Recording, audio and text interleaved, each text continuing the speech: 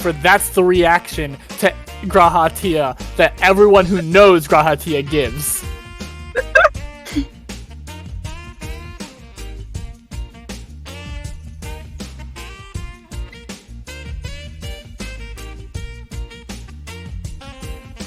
Yeah. And because I long for power, I'm definitely going to be cosplaying both Grahatia and Catboy made Grahatia.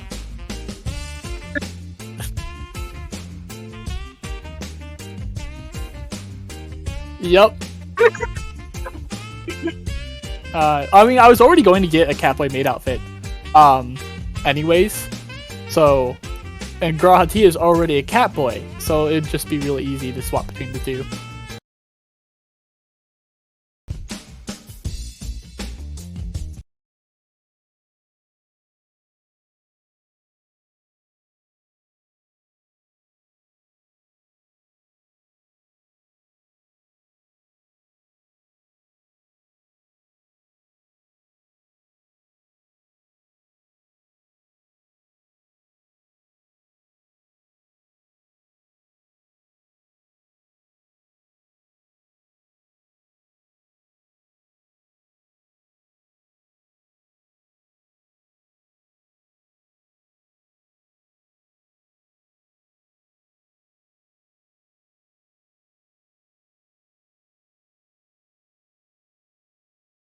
Hey, there's always next session.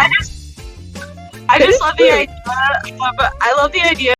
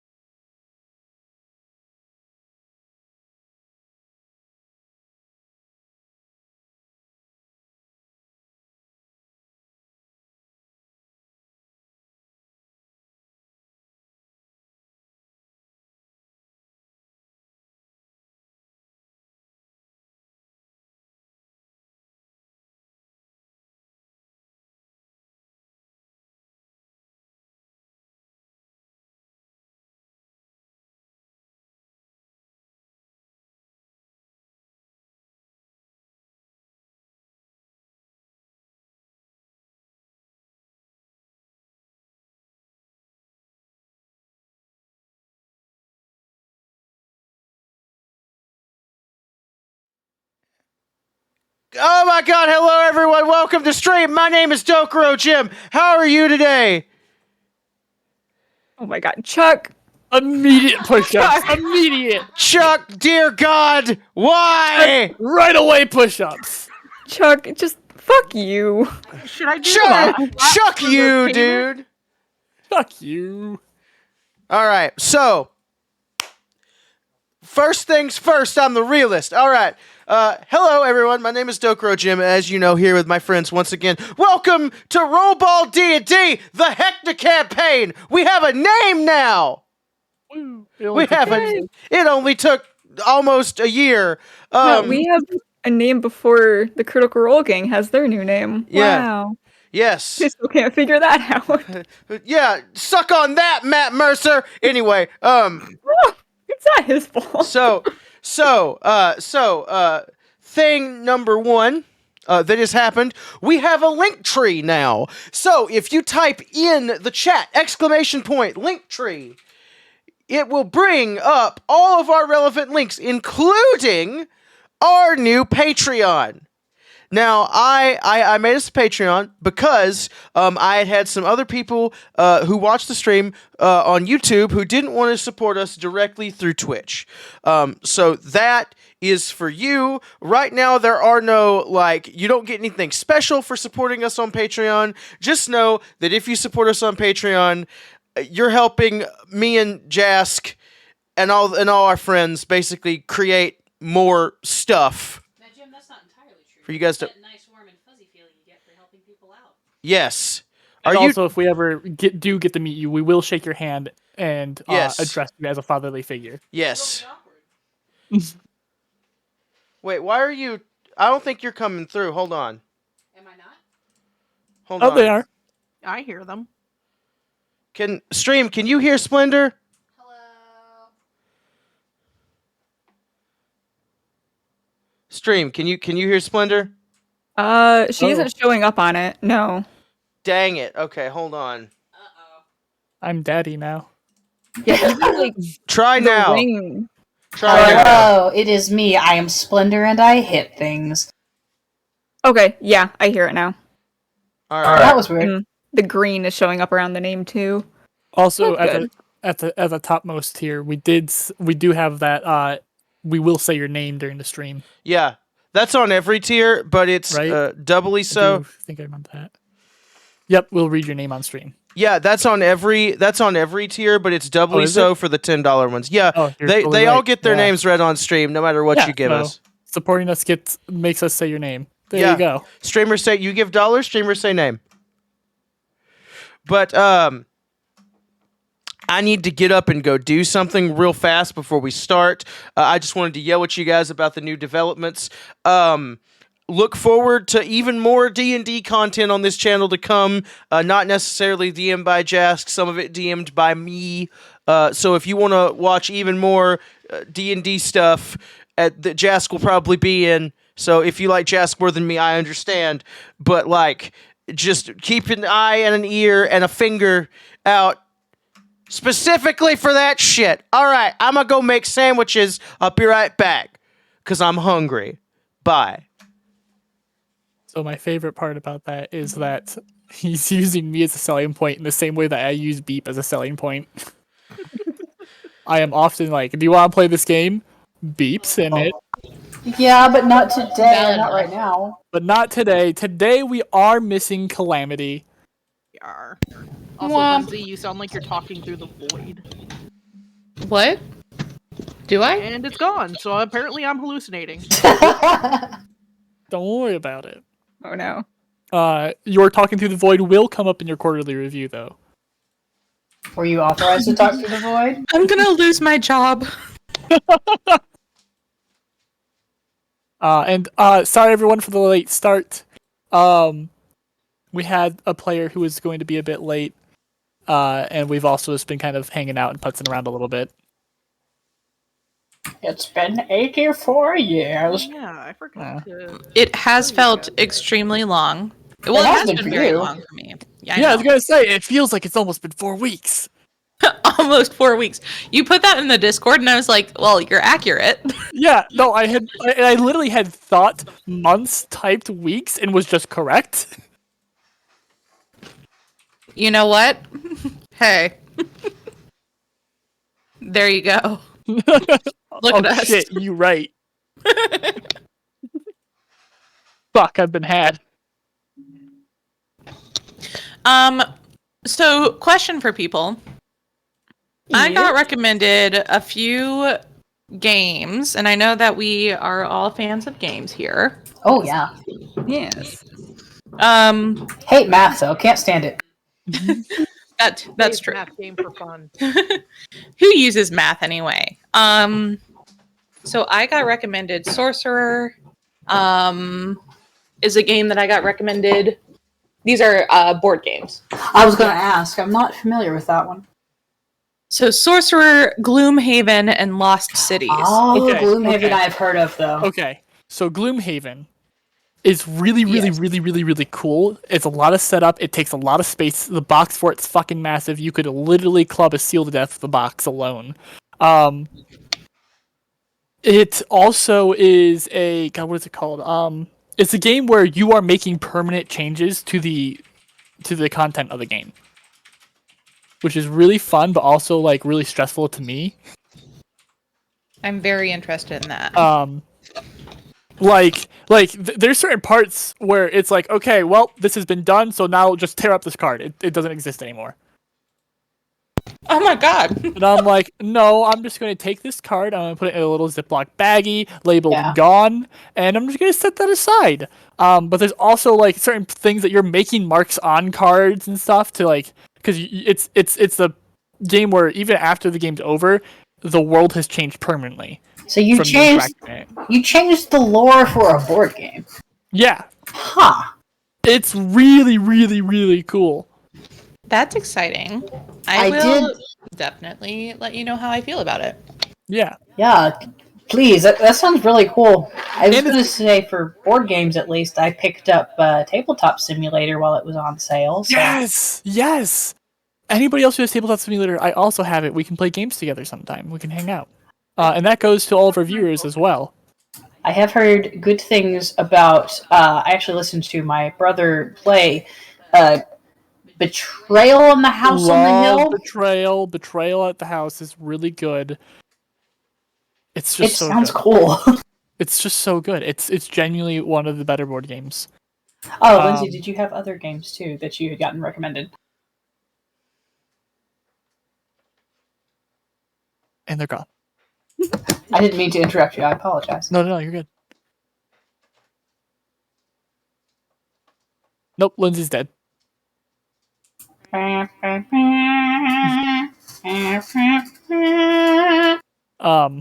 not dead. I'm heating up chicken, but I'm Nope, listening. you're dead. Death Well, saves. goodbye, everyone. It was nice while it lasted. There's also since we're just vamping for time until Jim gets back for the sandwiches. I recently learned of a TTRPG called Sleepaway. I wish I could remember the person who made it. If I remember it, or if I look it up later or remember it, I'll throw a link for it or something. But it's really cool in that when you go to describe it has a section for describe your gender, and it has choices, right? And it's based on like which class and stuff you're picking for this. The choices are not male, female, non-binary. The choices are, and here's the screenshot of the one that I grabbed. There's more than just this one. A glaive, lightning, health goth, sports dyke, Do you mean barbarian, lonely king. I like the title, The Lonely King. I love it. beat? That sounds great. This sound Yeah. like my brain is immediately like, oh yeah, that sounds like Homestuck. And like it looks like a really cool game.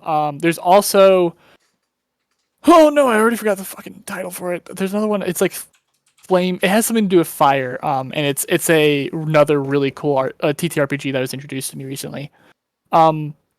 Also, while I'm still vamping for time and have the thought. I went to a party recently, and there was somebody who does tournament play at a nerd thing, and they were looking to introduce D&D tables, and they got me on their contact list as the first person they're going to contact if they do that. Oh, awesome! Yeah. And maybe So- you can use that as like a little advertising outlet for your stuff. Yeah, that's what I was thinking as well. But yeah, so I might be getting paid to play D&D in person as well. That'll be super neat. Yeah, I'm excited about it. While I'm thinking about it too, Fox. Yes. I've been bugging Riley basically nonstop for 2 weeks now, and I realized we talk about you in the third person. No. We talk about you in the third person. I'm like, you know what? I never talked to Fox, and I need to because mostly I've been Fucking scheming. recluse is why. Yeah, I mean that's respectable, but also I want to bother you, so. Okay. I like plotting things with other people, but I haven't come up with anything for Fog yet because Fog is very straightforward on things, or Splendor is like got preconceived notions about how she thinks you would act or react to certain things. But I would love to plan stuff with you at some point if I come up with anything, or if you do, please. I love this idea. And I love plotting. So it is Sleepaway by... Oh, I just lost it. By Possum Creek Games. How many possums in that creek? There's only one way to find out. Let me get my Lack snorkel. thereof, Obviously. And some more of the describe your gender options are Priestess Femme, Grassland, a turtle, a cloud over the sun, So a particular color, how does that work? tree kisser, hermit, sailor, druid, swamp thing, rusted sword, a fox, an ancient oak, none of your business. I love that one. That's great. I enjoy the none of your business. I like that a lot. It's really good, yeah. Can I just start introducing myself to people that I don't necessarily want to talk to like that? Absolutely. I mean, nothing's been stopping you before. Well, except for the fact that I usually want people to like me and I seek their approval no matter who they are and Oh, where they that's are. fair. That's fair. I feel that. See, my infallible confidence when it comes to socializing comes from a negative positive value. I hate myself so much, nobody else can hate me more, so why bother? That's fair, I suppose. It's concerning, but okay. Yeah. It's like good for it's like I want to clap because it's like you don't care about what other people think, but at the same time it's like there are some problems we might need to unpack later. Yeah, definitely. It reminds me of the math problem meme where like the teacher was like, you did the wrong equation, but you got to the right answer. Hey, man. Also, I was just sent, or we were just sent in my Discord. If you're not in the Discord, please join it. Return of the Obra Dinn, which was sent into the Discord by Galorum. Oh, this looks neat. Inscription. Fucking, if you haven't played it yet, Inscription. Yeah, Jim has played through that. Oh, He was gushing is- about that. Isn't it like that? Like it's like a card game thing, right? It's like 5 card games. Yeah. It's seen some people play it. crazy. It's so good. It literally, at one point it had tried and stop playing what he was playing, so that he could turn around and watch me playing, and we had like the whole conspiracy board being made as we were putting together the story and finding the secrets. Like at certain points, it's like it will do Morse code at you, but not like very obviously doing Morse code. Like there's a room light that flashes and it's flashing in Morse code, or like. At one point, there's like 3 frames in a little video that it'll play, where it has binary, and we were translating binary. Like, it's a really good game. And then the gameplay is also a lot of fun, and the artwork is fantastic throughout it. Plus, doesn't the style of it change partway through as well? Yeah, so there's essentially like 3 acts, kind of 4, and after each act, the style changes as the whole world changes that you're playing in. It's really cool. I can't get into too much about how it all works because like there's a lot of spoilers in that, but like it's really fucking rad. Okay, I'm back. Welcome back. I have my chicken. Since Jim went to go make sandwiches, I was like, I have enough time to heat leftovers. I scurried away. Yeah, Oh my god, grapes. We Were Here Together series is fucking amazing. I love that series, and I cannot wait for forever to come out. Wait, I think I have that. I need someone to play it with. It is so good. Chuck and I will literally get very Yeah. each other. I have We Were Here Together, but I haven't had anyone to play it with. So no, We Were Here Together is We Were Here 2 is 2. yeah, isn't that an it's only a 2-player game, right? Like you have to have another person. Yes, We could do that on stream too. that would be pretty fun. Yeah. And I have been having an itch to play those games because Forever should be coming out soonish, either second or third quarter of next year. I don't remember which. Also, for people that are into survival build games, when it's able to be bought again, Myth of Empires. It's a really good game. Yeah. Currently, Wait. you're not able to buy it. Okay, so what's happening? it. So, for Myth of Empires, it's really, really, really good. But the people who made Ark Survival Evolved are saying that the Myth of Empires crew stole their source code. What? Wait, that's something different from what I've heard, though. It just Well, there was a lot of rumors going around of what was happening, and then we've gotten word. It's that Okay. Studio Wildcard / Grapeshot Games / whatever the hell else they've changed their name to, are claiming that Myth of Empires stole their source code. Myth of Empires, meanwhile, has been like, we didn't, we can prove it, and also, while we're taken down off of Steam, we're still going to continue putting out updates. So I have faith that they didn't.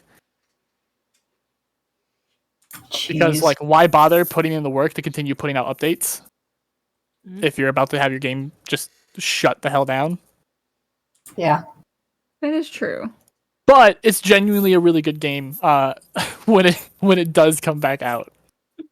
I was considering purchasing it myself when I saw that Chuck and Lynn were playing it a lot, and I was like, let me just check this out. And I look at it on Steam, and it just doesn't show up. I go to Lynn's like game list, and I click on it, and I try to go to there's a thing that says like go to store page on Steam. Yep. I click on it, and it just takes me back to like the main store page. I'm like, Yep. Am I just not allowed to play this now? Steam essentially took it down so they're not going to be caught liable for anything going on, and they're like, "Hey, we'll put it back up when you two are done arguing." I get it. Yeah, no, I'm not mad at it. I'm not mad about like Steam doing that. I'm a little mad at Studio Wildcard. It's really shitty. Yeah. Are you guys just talking about? Like also like how much different can you make survival games? Right. Like at a certain point, you're all copying each other. Like survival games are not. Hey guys, give me about 5 man. more minutes. I apologize. You better be sorry. Since I think I won't lose my job. I think Jim might though. Since we're waiting here, can I plug a charity thing? Yeah, please, go ahead. Certainly. Okay, so the last few days I've been streaming for charity for Thinkmas, which is they're a fundraiser that's helping News Story build homes for the homeless, and they do stuff like 3D print houses, which is pretty freaking cool. But their goal this year for Christmas is to raise, I think it's $10 million, and $10 million, and they've raised $3 million already. But basically, anyone who streams can make their own like campaign and like do their own streams to their own individual audiences to get the word out to as many people as possible, basically. And I have done this, and I've been streaming and trying to raise some awareness. to like, help people get put in some houses. Oh yeah. And I will drop the link in the thing if I'm allowed to. Yeah, do it. All right. I was gonna ask you to. I was gonna override Jim's vote on his own channel and be like, do it. No, I like how I I know, decided right? I was the authority on that as well. Yeah, no, as somebody who's been homeless off and on a lot in their life, like that, I always love seeing things like this. So Yeah, very here here, for it. there you go. If you go to that link, it'll take you to my personal campaign for it. But all the it didn't link. donations. Yeah, Why? If you would like to post it in good VC thing. text, I will repost it in chat for you. Yeah, I was gonna say you probably don't have permissions to post. Yeah, links. probably not. Okay, so I'll just, if you want to just copy that entire thing and just throw it in there. But yeah, all the donations go directly into News Story's like own charity stuff. Like I don't do any of it. Yeah. I just automatically goes in. I don't have to worry about like dealing with sending donations over or anything. I just scream at my computer and shake trees on Animal Crossing and hope that people throw money at it. And that's kind of what I've been doing. I tried doing it earlier, but yeah, today is kind of like the big day that people are doing a lot of their streams. It's kind of the main day for everything, but people can stream pretty much all through December and share it to their individual audiences. So it's just getting as many people in the loop, basically. And it's for a great cause. And I should actually have this open, but I don't because was not prepared. But like there's a whole like toolkit that they give you when you sign up to like be one of the fundraisers that shows like all the stuff that like what certain amounts of money will do and like what it will give to people. And I actually just found it. Like $1 will provide a building block for the family's home, $5 will provide a doorknob, $20 will provide showers, and $50 for toilets, $75 for windows, and it just keeps going on. And $10,000 will build the entire house. So It's really rad. yeah, it's super cool. They're trying to what is their thing here? Let me see if I can find it.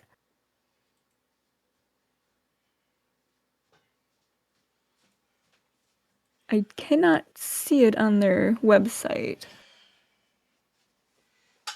You take the one that's not fucked up. Either way, they're trying to build a bunch of houses. 10 million. That's their goal. And then you can just have the taters. And actually, I should actually have this on here. Hold on a second. They have built 328 homes so far for people so far this year. So yeah. That's awesome. Yeah, it's a hella good cause. If you have some Yeah. money, you should support that cause. Yeah, they're building homes in Latin America, in Haiti, El Salvador, Bolivia, and Mexico for families that are living on less than $10 a day. And they're getting so many cool things built for them, and they're doing like the 3D printing stuff. I don't know if you've ever seen a house get 3D printed, but it is. Is this what that is? Okay. Yeah. Cool. I heard about that.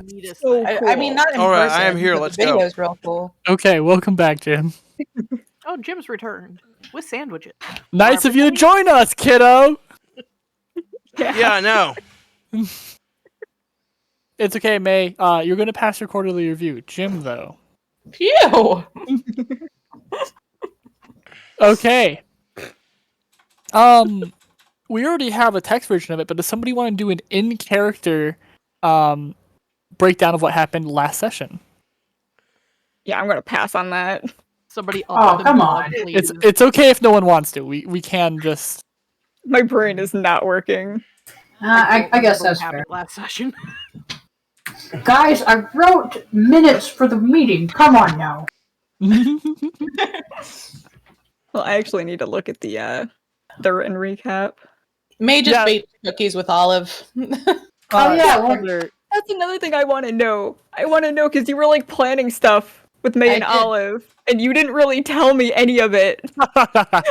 And then I got a message from Jask asking if Olive would be like down to do a pillow fight, and I'm like, what? No, I asked you asking if that was okay. Did you? Yeah, Was it that long ago that I'm just? I distinctly did it because Hold on, let me look here. yeah. Okay, yes, you did. All right.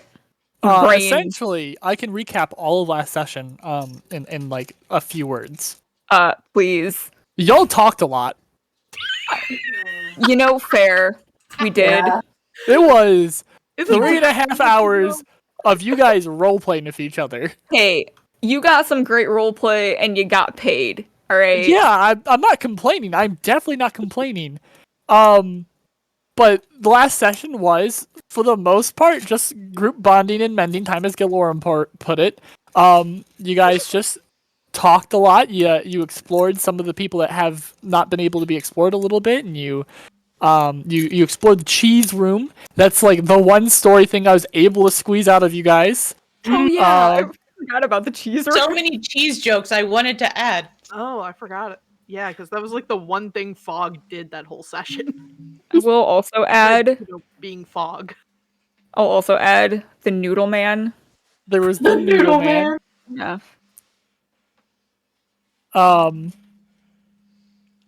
And you guys were told that it'd probably be best to make your own group symbol. Now, Fox has already sketched one out. Before we get started, no one obligated to use those though. Before we get started, though, I think it'd be a good idea for everybody to check that out. Fox, do you remember what room you put that into? It was in character art, and then you moved it to VC text. Yes, because you wanted to remember that. Share that. I have listened to the session probably daily for the past 2 weeks. Oh jeez. Okay, we can rely on Splendor from now on everything. Because Right? Please No do one told me not. there was homework. I did the homework, just, Is it just Splendor me or is- understood the assignment, as if I haven't heard that on repeat. oh, I can't read. Okay, so we have Fox's symbol, but I remember at one point Fox put like an updated one that had everybody's individual symbols that they had devised. I found it. Okay, It if you is don't the mind character dropping that in VC text. Can my symbol be a button? Oh, that would have been a really good one. That would be really good, actually. I mean, it can absolutely be changed. Yeah, Fox. I have you're not obligated to use these. I just because I am bored and I like doing stuff like this is the only reason I did it. Yeah. If May remembers it. May's symbol before, or as of right now, is currently a unicycle. So there in VC text, I had found it and reposted it.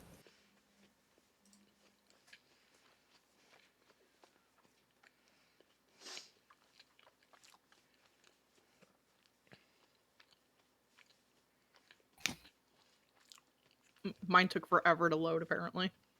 Yeah. So how does everybody feel about that top right image being your group image? I'm down with that. Yeah, that'd probably be good, because I figure if we do individual images anyway, it doesn't matter too much if it matches the group one. Yep. But this still incorporates elements of everybody, which is really neat. Yeah. I love Fog's little antlers in there. I especially love the, I think is it Gills that's on the very, very far right? That's the flaming sword? No, Gills is the really thin rapier. Because I love the sunburst fire sword thing over there. That's so cool. That's actually for Eugene. Yeah. That one I Yeah. made with Eugene in mind. Hey. The only people who were super easy for me to come up with were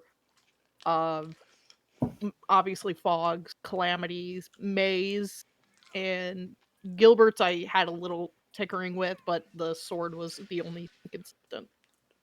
Splendor, on the other hand, gave me some trouble. I've been thinking about hers too, because I feel the same. because she's got very few like beats to go off of. Yeah. And I think what she's going to do is she'll probably copy the symbol off of the bead that Stella gave her. Oh, that's rad. Yeah. Because it's kind of a sun. It was either that or just she might copy down a version of the sun like she saw that Eugene or Gilbert wear because it's an easy symbol and it's the sun, it's golden, and do like a little crown or something on it, sort of as a throwback to the one that you'd made. Yeah. But of course, that's assuming that her scribbles can be discernible, since she doesn't really write. But this is kind of like drawing, and as long as it's simple, I can imagine it'd probably be easy enough. Because I've seen some people who are, quote unquote, by their own terms, not very artistic, do some really nice stuff. Also, Splendor. Yes, sir. Did you already take inspiration for doing the recap? I did, yes. Okay, good. Because that is important.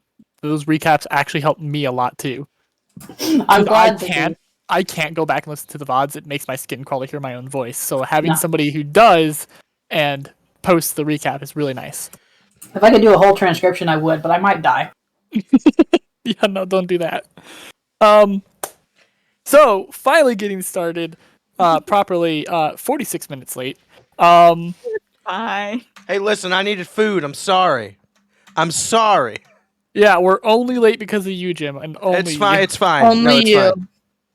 fine. No, really, it's okay. You know what, Jim? Get it together. Yeah, you know. Well, I half expected you to say you're fired. Jim, you're I fired. don't The have stream that ends. authority. Yeah, we don't have the rights to that. We have to pay, you know who. I was He who making shall a be named. reference. Voldemort? I was making a reference to something May did. Jask, you were saying? What? You were saying? Yes. You all woke up and found that while everybody had went to bed in the camping room, including Olive and May are not there that morning.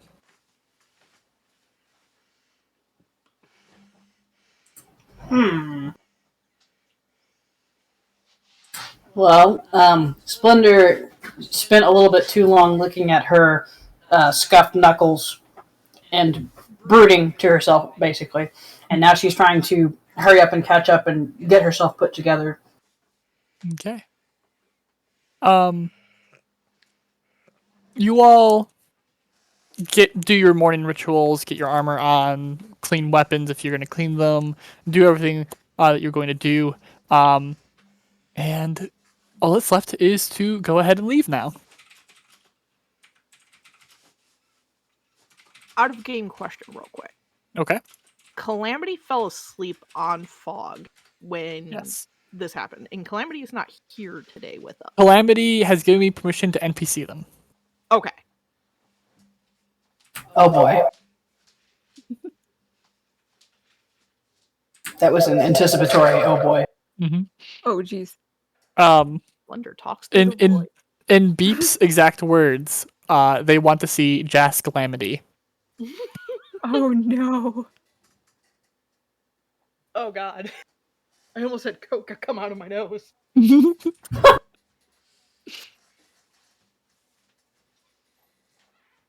Okay, so we got a long rest, right? Yes, you did get your long rest. That does mean that Splendor, you lose several of the effects that were on you, as they only lasted until the next long rest.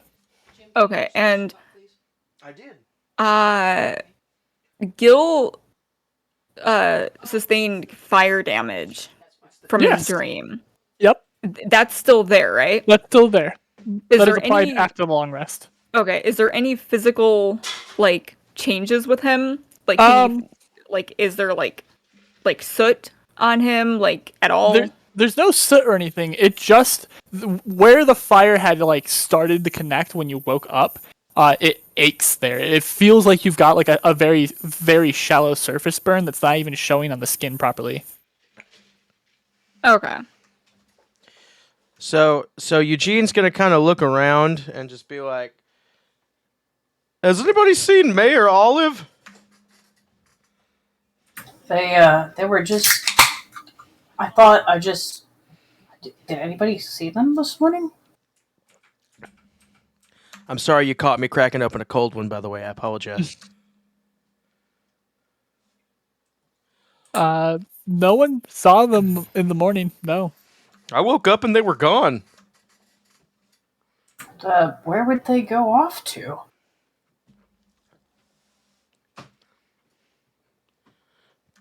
Gilbert, Fog? Nobody know? Fog probably didn't pay any attention, so if they moved, they probably moved in his blind spot while he was in his state of rest. Yeah. Mhm. Yeah. And Gil also probably at this moment is not really paying attention to everybody. He's currently staring at his hands. Gilbert's gonna Eugene is gonna go No. over and like wave his hands in front of Gilbert like, "Hey, you all right there, Chief?" Did anyone else have weird dreams? Did we have weird dreams? I don't remember if we had weird Yes. dreams. Everybody had their own weird dream. Jim's yours was Oh yeah, with Cedric and being Yeah. faceless. yeah. Yeah. I think Fog was the only one who didn't have a weird dream. That's because he Yeah. doesn't sleep. Yeah. When Gilbert says that, Splendor like sets her mouth in a line and she makes a low, disgruntled noise, but doesn't actually respond.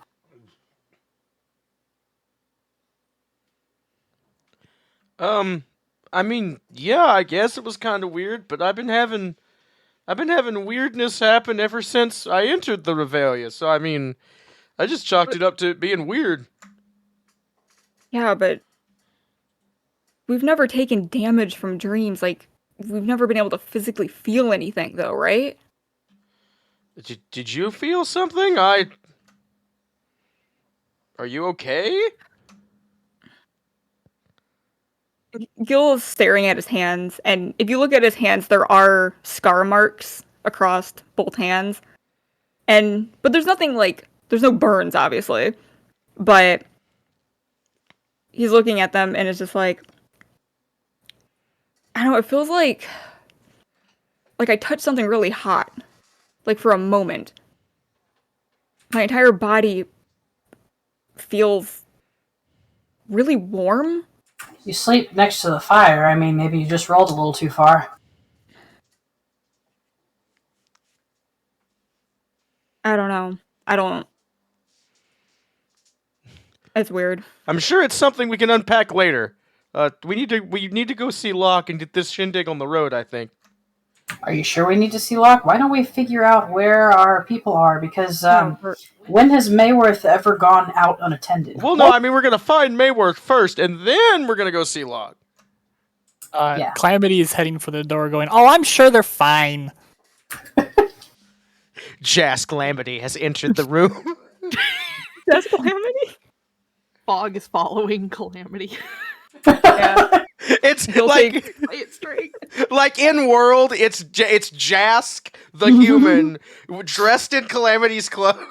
Oh, We just have a Jaskin impersonating Calamity right now. That's- That's Listen, an image. So, If I could afford getting a custom outfit like that, I would. I mean, it wouldn't cost much in fabric.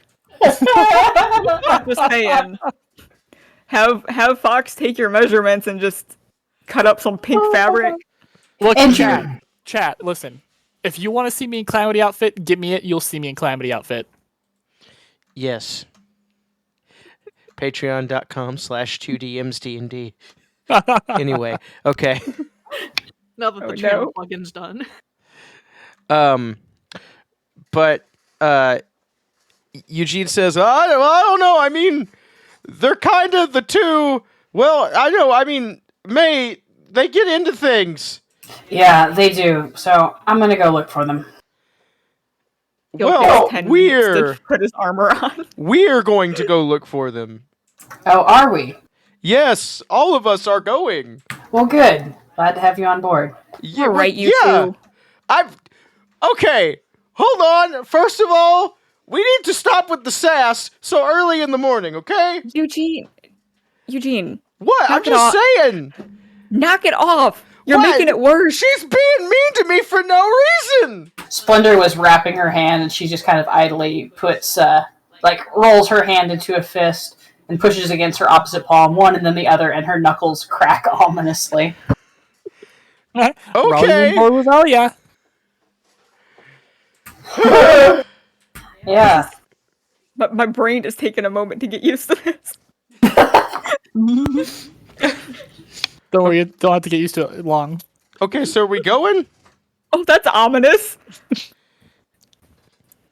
And Splendor does that, and she is looking at Eugene when she does that, even though he's having his moment with Gil.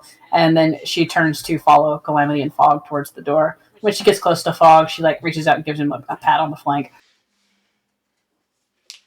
Fog will mildly jump to this and look behind him, like mildly alarmed. It's not like she slapped him like a horse. Like she walked up and patted his side. Ear twitch. Watch it, buddy. And put somebody's eye out with those things.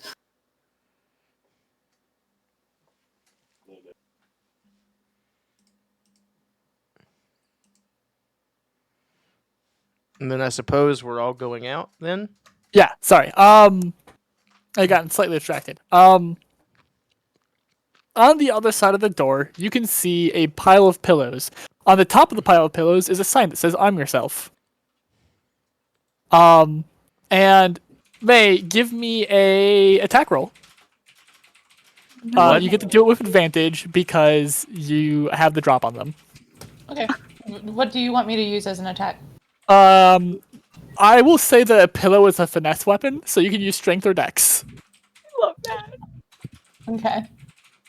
Sounds good.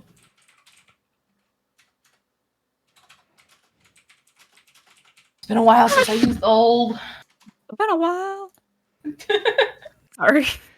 I I've been conditioned. All right. hold my head up high. So 17 plus 2, which is 19. Okay.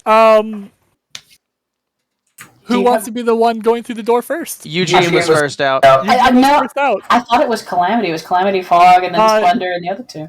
Calamity had started to, but then was waiting for you guys. So Eugene, you take your step out. What's your AC? 18. 18. What was the total you got, May? 19. 19? Okay. Yeah. Eugene, you step out and you catch a pillow in the face. You take 1 point of fluff damage. This is not actual damage. You don't have to mark it. It's just there for the fluff. Just what? What? And then as you're getting your bearings and you can see May with big old grin holding the pillow, you get another pillow to the face. As Fettuccine wraps around May, they had been hiding behind May, essentially hanging down their back, wraps up and around May and comes up with their little snake arms they have now, their snarms if you will, and slaps you in the face with their pillow, also doing 8 point of fluff damage. Eugene, totally blindsided by this, falls to the ground. Gilbert Serpentine, I've been hit. Gil just stares and then bursts out laughing. Real quickly, Riley, if you would like, you can go ahead and make me an attack roll for Olive with advantage because the target is prone. Wait, hold on. Did you say I get advantage? Yeah. Okay, I couldn't. My volume is for some reason, everyone's really quiet and also really loud at the same time. Okay, advantage. That's a natural 15. Am I adding anything to it? Yeah. What is proficiency bonus for a level 5? It's what, 3? It's +3, yes. Yes. Okay. Yeah. I did not expect to be using Olive, so I did not that's update okay. her. No, level that's 5. that's okay. So, you don't need a whole lot. You're just swinging pillows around. 18. Matches. Yeah. Matches. So Hit. Eugene, you're down. You yell, Gilbert Serpentine, I've been hit, and then you get hit again. This time in the torso. Take another point of left damage.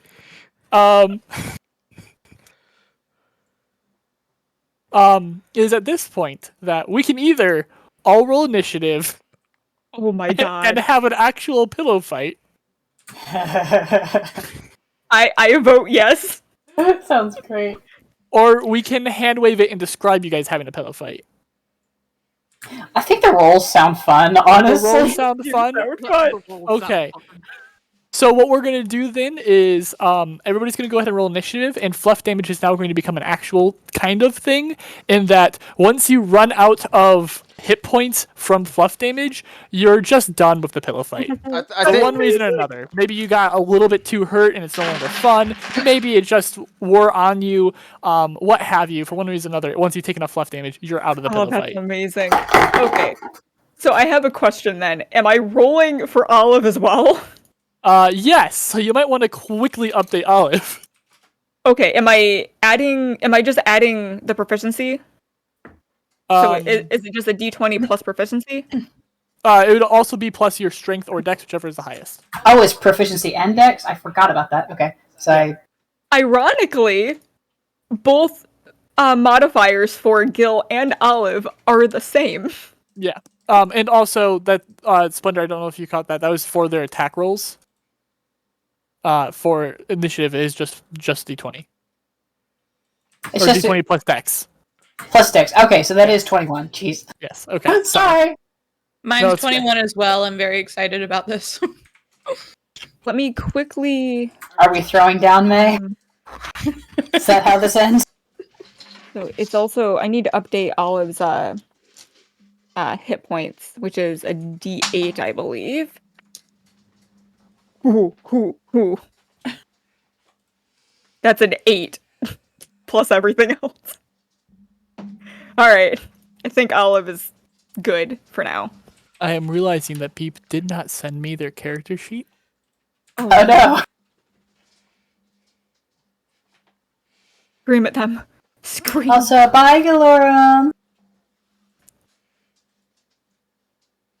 Good night, Okay. Galorum. goodbye, sir. Okay, so it's a d20 plus strength or Yeah, I dex, don't have Calamity's character sheet. and is it just 1 point of fluff damage each, or are we also rolling damage based on You our, will be like... rolling damage now. I was having the fluff damage just be there for the fluff, but if we're going to be doing actual combat, there will be damage rolls. It's not going to be 1 point at a time. Okay. Otherwise, your level 5 characters would take forever to be brought down. With that. I think we should have like lowered health for this, just so it doesn't take forever. You know what? Actually, so let's do fluff damage. Does essentially damage to your wisdom. Okay. Oh. That's your will to continue fighting. Oh. So then, so we just take... You can take as much fluff damage as you have wisdom, Okay. and then we're Who gonna has- keep it at 1 point per. How is Splendor so wise? I don't understand. You're a monk. You need wise. Are you sure about that? I mean, I I also don't understand how May is so wise. I guess that's how she survived. Yeah. Yeah. 16. By the way, I rolled a flat 19 on my initiative. Oh yeah, I need to Okay. roll. Where's my Olive d20? Ooh, So yeah, I have Splendor, May, and Eugene. Oh, there's Fogs right there. I got a 22. I rolled a nat 20 on initiative. For which person? For Gil. So did Gil just dodge, and that's how Eugene got pillowed? Gil was laughing, so he would have been a good target. But all right, Um, and Yep. 9, and 11 for Olive.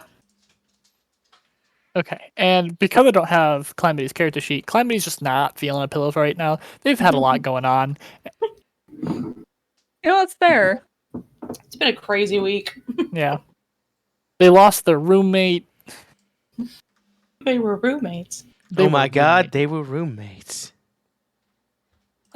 So, Gil, you get to start us off as you will have to go past the people wielding pillows to get to a pillow.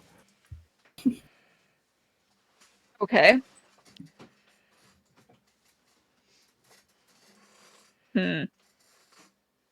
So if I try to like duck and weave around everyone to get to those pillows. For this specific combat, I will say if you make me a acrobatics check of a high enough roll, you will not provoke attacks of opportunity, as everybody appears to be just focusing down Eugene. I feel like this happens a lot, actually. Just May, Olive, and Fettuccine standing over Eugene. Okay, It's so that acrobatics. JoJo's meme. You said acrobatics, right? Yep. It's that one JoJo's meme where everybody's stomping on the guy. Yes. Oh my god. 13? Okay. It's not great. What is Rolled in May's dex? Like just their dex score. 14. 14? Okay, May, you get an attack of opportunity. What is Olive's dex score? 14. You get Stop hitting Olive yourself. gets attack of opportunity. Stop hitting yourself.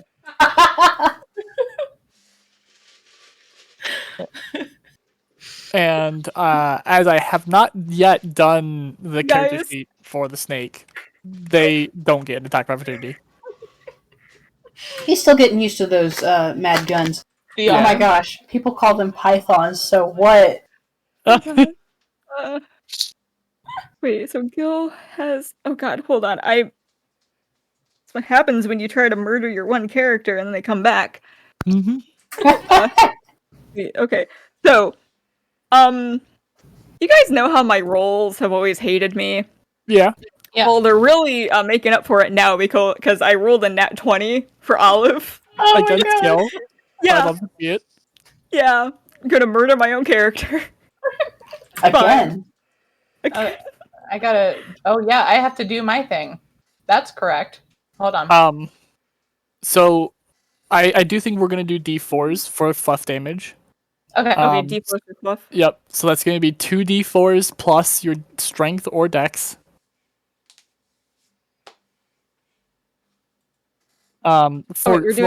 For Olive, you get 2 D4s plus strength or dex because you crit. It is normally just 1 D4. Oh, I thought you just double the number on the dice instead of rolling 2. As per raw, you roll double the amount of dice. I rolled for my attack. I rolled a 14. Is this on Eugene? No, this is on Gilbert. Oh, okay. As he provokes attacks opportunity. Jeez. Okay, so it's the dice rolled plus my dex mod? Is that what I'm adding? Strength or dex, whichever you used for the attack roll. Okay. Okay, so that's 7 points, I think? Yeah. Okay. So that's 7 points of fluff damage. Also, what is Gil's AC? Oh god, hold on a second. Why is his armor not on? I think it's like 20 something. Okay. Well then, Jesus. May definitely Then I doesn't don't hit. Yeah, I'm gonna take that off. Hold on. I'm not even looking at Gil's thing. Okay, shield. Oh, yeah, okay, yeah, his armor class is 20. Well, it won't let me take that off, so just ignore No, that it's last okay. roll. Okay. But Gil, you are able to still make it to the pillows. You just also took a really heavy blow. Okay, so wait, how much damage did May did none, and Fettuccine did none. So it's only what Olive did. Okay. Olive just beat the fuck out of Gil. Yeah. Why are you hitting yourself? Okay. And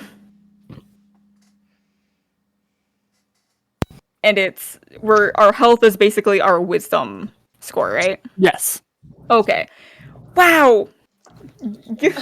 Gil's lost a lot of his drive for this man, but he's going for that pillow. Very quickly losing interest. You grab up the pillow. You ache already, and the day's only just started. Just hypothetically. You do still get to swing. So what were you gonna say? Hypothetically. Yeah. If I wanted to imbue this pillow with radiant damage, could I? You absolutely could, and the way I'm going to rule that, by the way, is any actual physical damage you do is also going to be applied to fluff damage, but they also still take the physical damage.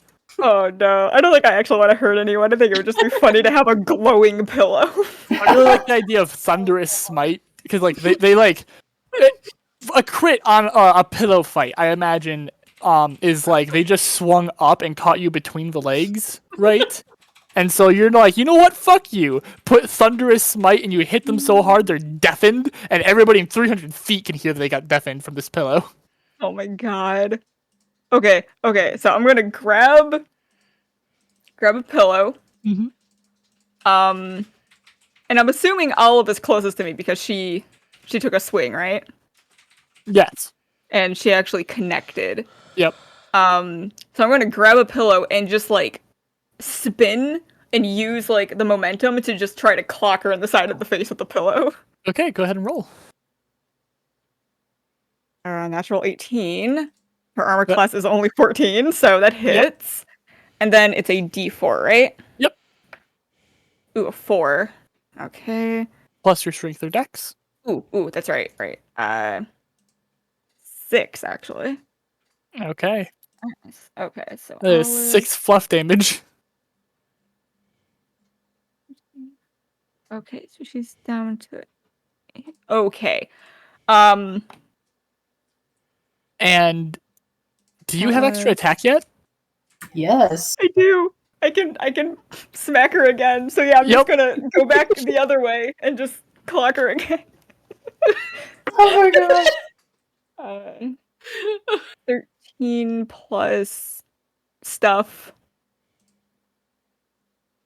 Right, I'm adding my dex, right, to this? Or my proficiency, right? Yes. Right. I did not add that on Olive's, but it still hit because My favorite part about this fight is that Gil and Olive do not know each other literally in the slightest. they really I don't. was And they're about to say going that. fucking hard on each other. The fucking grudge is real of not knowing each other. Fuck you in This is- particular, sir. This is just me living out my my hatred for myself. Is just beating myself up, but in Oh, the yes. softest way Catharsis. possible. Performance piece at this point. Oh my god, I got so confused. What am I doing? 13, 14, 16. That hits. So, where are my dice? To keep things moving, we everybody, you can go ahead and pre-roll. Just pick out who your target is. Roll your d20, roll your damage, and we'll figure out if you hit on your More- turn. Okay, so that's another 3 points of damage to Olive. So she's down to. Okay. I think that's good. Okay. Is that all you got?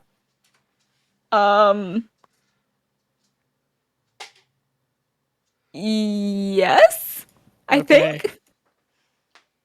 Splendor. Yes.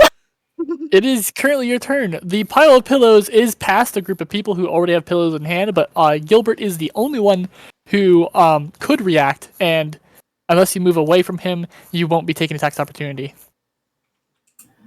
Would it be counting as moving away if I'm grabbing the pillows? No. If you just Okay. grab a pillow and start swinging from there, you're good. Okay. Do step of the wind as a bonus action. You have disadvantage on being hit. This is the most amazing thing ever. You can thank Lindsay for this. This was her idea. Oh my Thank god. you Thank so you, much. Lindsay. I love this. I did not know I needed this in my D&D. Okay, well, Splendor is gonna shimmy around as soon as the pillows start flying to grab a weapon. And because he's prone and an easy target, I rolled a nat 20 to hit Eugene. Oh my god, that's the second nat 20 he's gotten hit with. Wonder's been wanting to hit Eugene forever. Just so you know, Eugene, this does not count. We still got to settle some things, but you know, catharsis. Wait, what nat 20 did I get hit with? Wait, what? That was Olive's. That was You on got hit- that was on Gilbert, wasn't it? No, Olive got the nat 20 on. No, Wait. actually, I think Riley is right. You nat 20 at Eugene and did double. Wait, no, No, hold on. because- no, no, I think that's Eugene's right. Only taken like. Yeah. Okay, I got that mixed up in my head. Sorry. Carry on.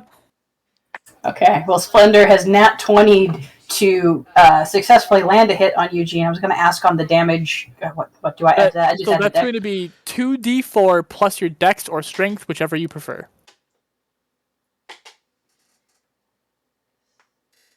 That is a total of 10. And because I took my attack action, I get extra attack and I can hit him again. Do I have to roll to hit a second time? You do have to roll a hit a second time. Okay. Okay, yeah, that's not going to hit. Okay. Is it above an 18? No, I rolled a 4, so with my bonus that won't be enough.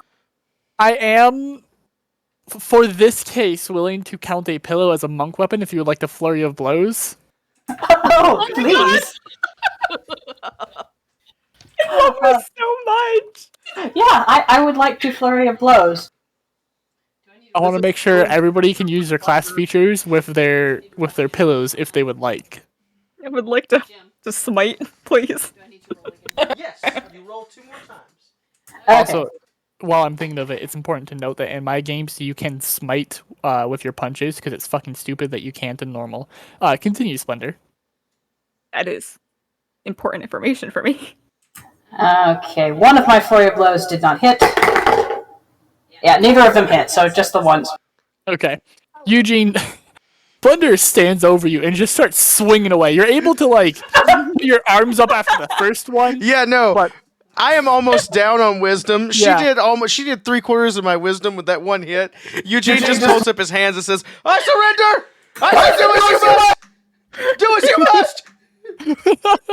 Splendor is like she was grinning evilly, saying, "Oh, he's crying for mercy." She just starts cackling, howling with laughter, and wailing on him with the pillow. In fact, the pillow's probably popped a seam at this point. I like to imagine that when you nat 20 with a pillow, it just explodes when you hit them. yeah, there's a big puff of fluff. There's a bunch of feathers going through the air. It's very comical. Like, you have to grab another one. Dual wielding. Do a wheel. At first, I thought of Splendor taking the pillows and putting them on her fists Oh my god. and punching people with them. Like Yang But, with the chickens. Yeah. I think that would be wonderful. Oh my But God. after Splendor is May. May, it's your turn. You have Eugene on the ground yelling, "I surrender." You have Splendor over them, just going ham. Olive and Gil are trading blows, and they look a little too into it. They're really some of those swings look like they might hurt. Gil's having fun. Yeah, He's grinning. all parties involved seem to be having fun, except for maybe Eugene. Except for maybe Eugene. Come on, Eugene. Get with the program. May is. If you look at May, you would see just bloodlust. Kind of. I'm going to be honest. I did not expect you to say that word. I need a picture of May now with bloodlust. Pillows on fire in her eyes. just very yes, this worked out and this is everything I wanted it to be. And then just she can't stop herself and she's going to sprint. She sees the people that are still in the room. That have not. Wait, who is still in the room? It's Fog, and is it just Fog? Fucking Calamity, technically. Fog and Calamity, but you can see that Calamity has stepped back with her hands up. Oh yeah, I'm definitely sprinting past and gonna go for Fog. Okay. Technically, we're gonna say Splendor, you get an attack of opportunity, and Eugene, if you want, you could try to grab their ankle and trip them. No, I'm good. Thank you. But Splendor, you do see May bolt off, leaving their back wide open. Oh, can I attack of opportunity throw my pillow? Yes. You can. Go ahead and make that attack roll. It's D20 plus proficiency bonus plus dex or strength. Okay, so I have already pre-rolled. My first one was a 7 to hit, which I'm pretty sure does not hit. What do I have to do to grab that missing pillow out of the air? Hold on. Splendor, unfortunately, you only get one attack for attacks of opportunity. Ah, gotcha. Okay. Well, that didn't work then. And then Eugene, on your turn, we're gonna have you make an athletics Okay. to grab the pillow out of the air. May, you bolt over to Fog. Mm-hmm. Okay, go ahead and make an attack roll. And you said its attack is D20 plus proficiency bonus plus strength or dex. okay. So then that would be 23. Oh, I was really hoping for a 1 so I could just describe you impaling it on one of his antlers. Jesus Christ. That would be wonderful. Well, he has not been childproofed, so. No, he is far from childproof. So yeah, you Fog, what is your AC? 16. You definitely hit Fog, so it's going to be a D4 plus your strength or dex. Yeah. So I think I like sprint past, I take the pillow, and I full on like put it in front of me like a shield, and I just run straight forward into Fog. And it comes up, and I give 4 fluff damage. Okay. That's wonderful. That is fantastic. That's a lot of I'm really liking this fluff damage mechanic. It's really fun. Okay, May, is there anything else you want to do with your turn?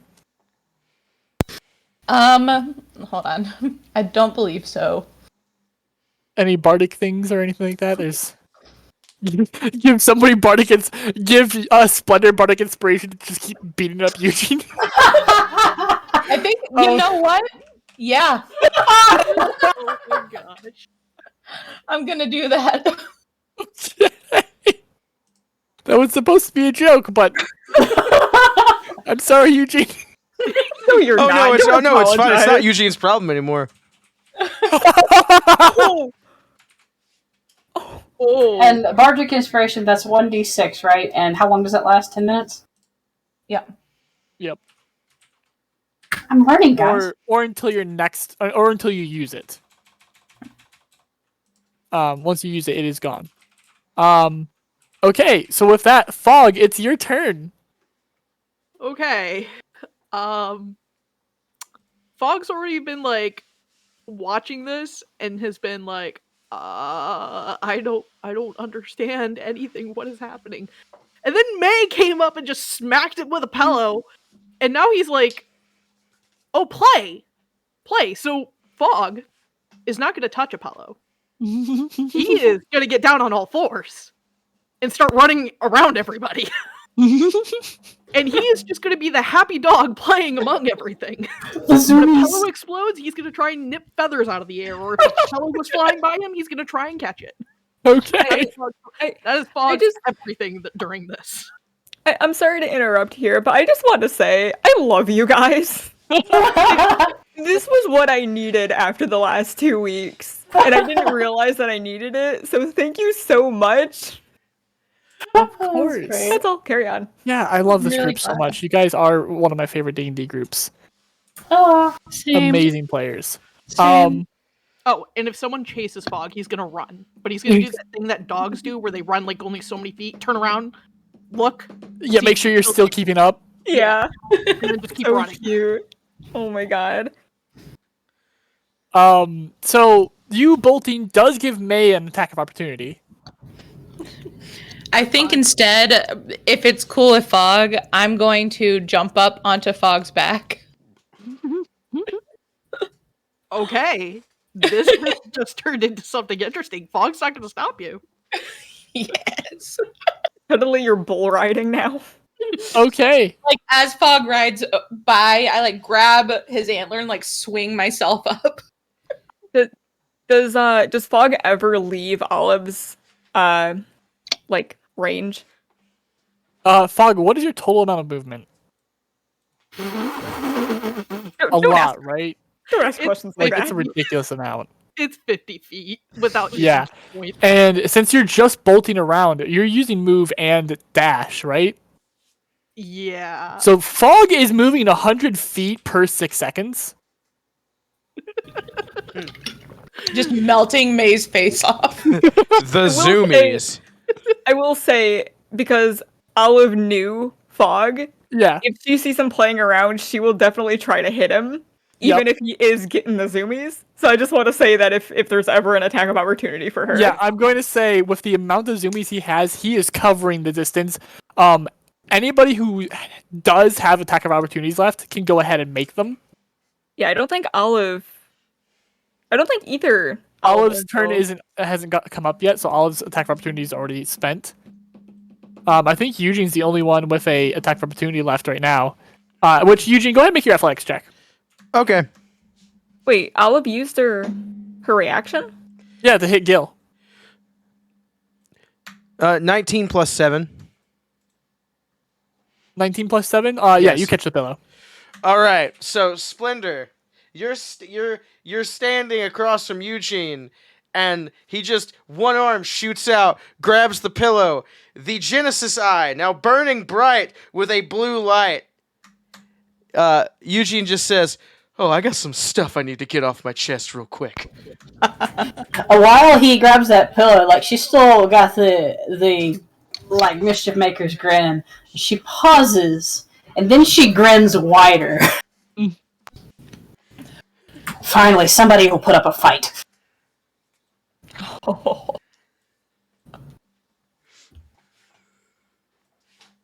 Okay, Genesis, go ahead and roll to hit.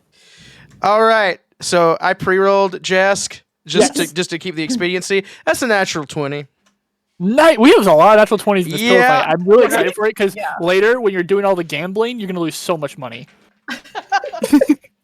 Don't jinx me, man. Come on.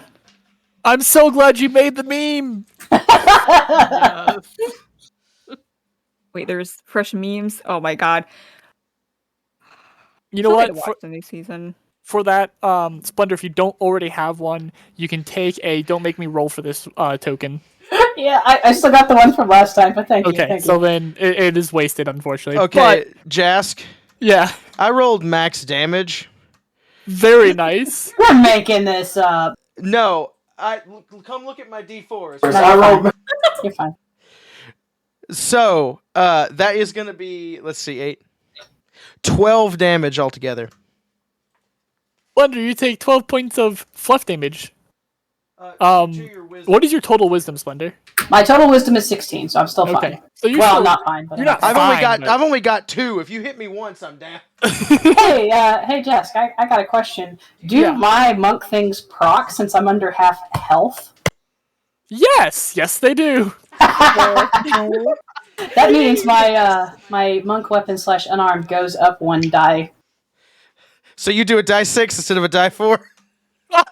Oh my god. But so Splendor, this is what happens.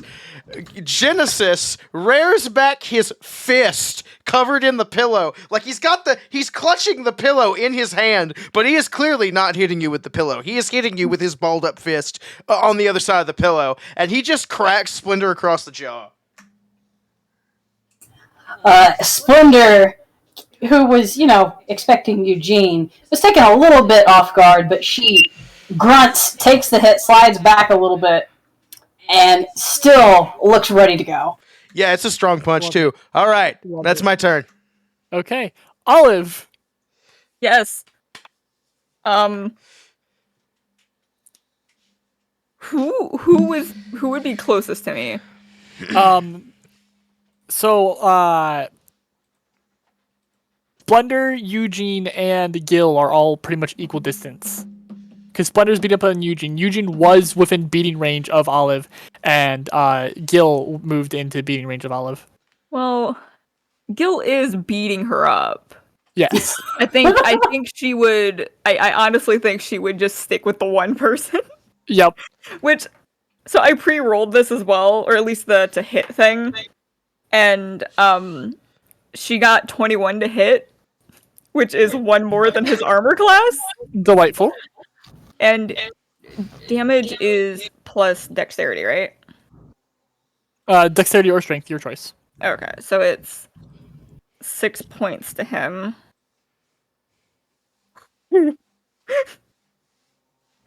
Gil's looking a little dazed.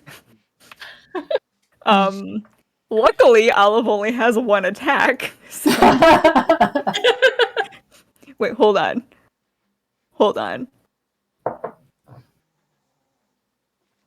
Okay.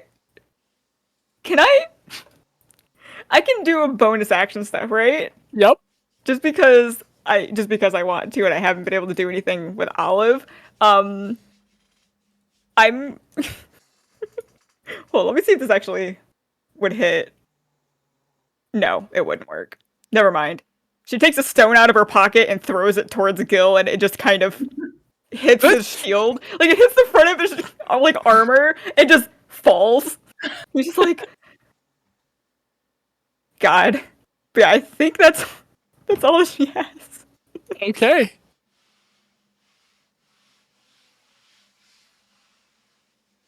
I believe after all of his Gil.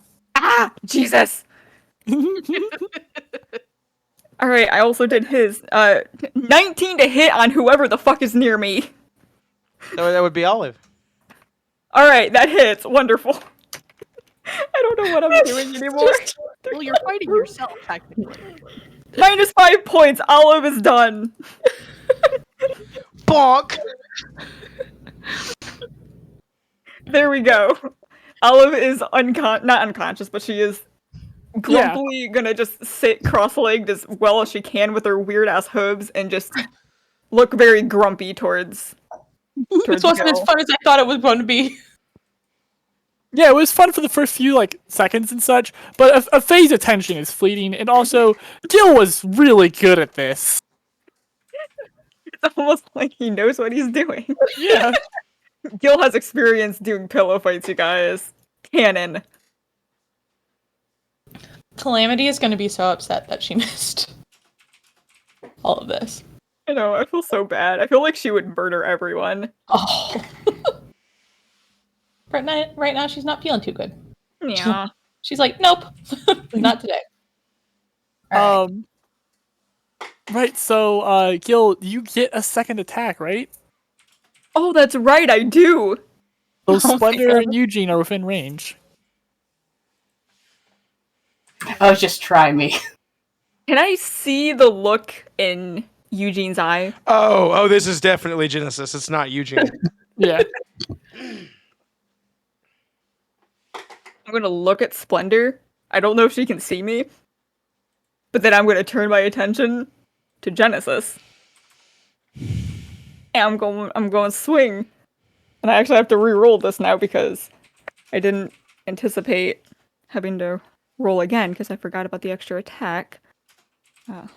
Pay no attention to the update to the initiative order. Oh no. 13. 16 I don't think hits. Does 16 hit Eugene? 18, I believe, was his. No, AC. 16 does not Okay, hit. yeah, I'm sorry. so yeah, he misses then. Yeah, Genesis just dodges out of the way. It gives you like a, come on, get a taste look. Gil is still just grinning. There's like a slight bit of like manic in his eyes as well. Like he's excited. It's unexpected from him. Poor boy has never had a sleepover. He's never painted his nails and talked about boys. That's exclusively what Gil does. What are you talking about? That's what he does in his free time. What kind That's of literally knight do you his think hobby. he is? Like, yeah, like what kind of knight do you think he is? Exactly. The Knight of the Night. So after Gil is Splendor. All right. Well, I have pre-rolled. I got a 17 to hit on the first one. I was going to roll my Bardic Inspiration to see if I can hit. That is a 6. So yeah, my first one hits. Eugene takes 9 takes 9 damage. Does that go over 25? Count that up for me. What? Does that go over 25? Count it up for me. That would be 23 to hit. No, you know what? I think it's funnier if Genesis. Okay, yeah. So you just describe punching Genesis in the face for me, please. Yeah. So Splendor takes that punch, and she sort of rolls with it. Her body tips back with it, so she doesn't get completely knocked out.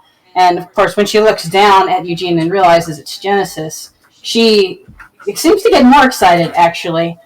And forgetting that the pillow she had in her hand was like torn up and basically fluffless, cocks back a fist and just waylays him full on. Yeah, Delightful. you see, before your fist impacts, you see a moment of boy come back, and he's just like, "Oh no!" And then A moment of boy. that's the title of my memoirs. Favorite YA novel. A moment of boy, the Dokuro Jim story. I love that. But yes, yeah, Eugene just gets knocked the fuck out. He falls on the ground in a heap. Wonderful. Okay. So Eugene is now out of initiative order as well.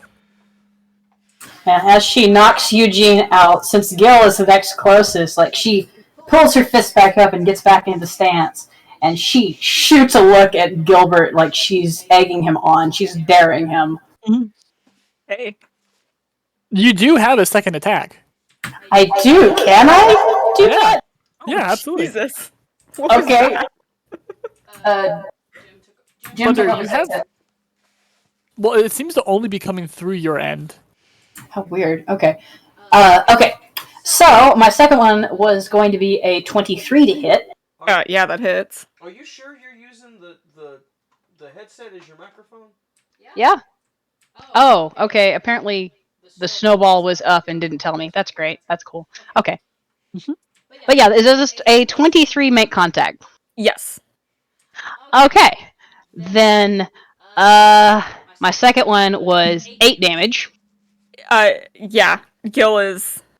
He had 1 point left. Gil is done. Okay. So she knocks out Eugene. Takes only half a second to like whip her fist. Look at Gilbert, cock a smile, and like throw out her other fist. Like she hits his arm, but she makes sure not to hit him in the face because she doesn't have the grudge with him that she has with Eugene. But she hits him. That is amazing. Okay. Can you guys still hear Splendor, by the way? Yeah. Okay. Stream, can you still hear Splendor? I'm trying to make it so we won't get that weird echo on our end, because we're both in the same room.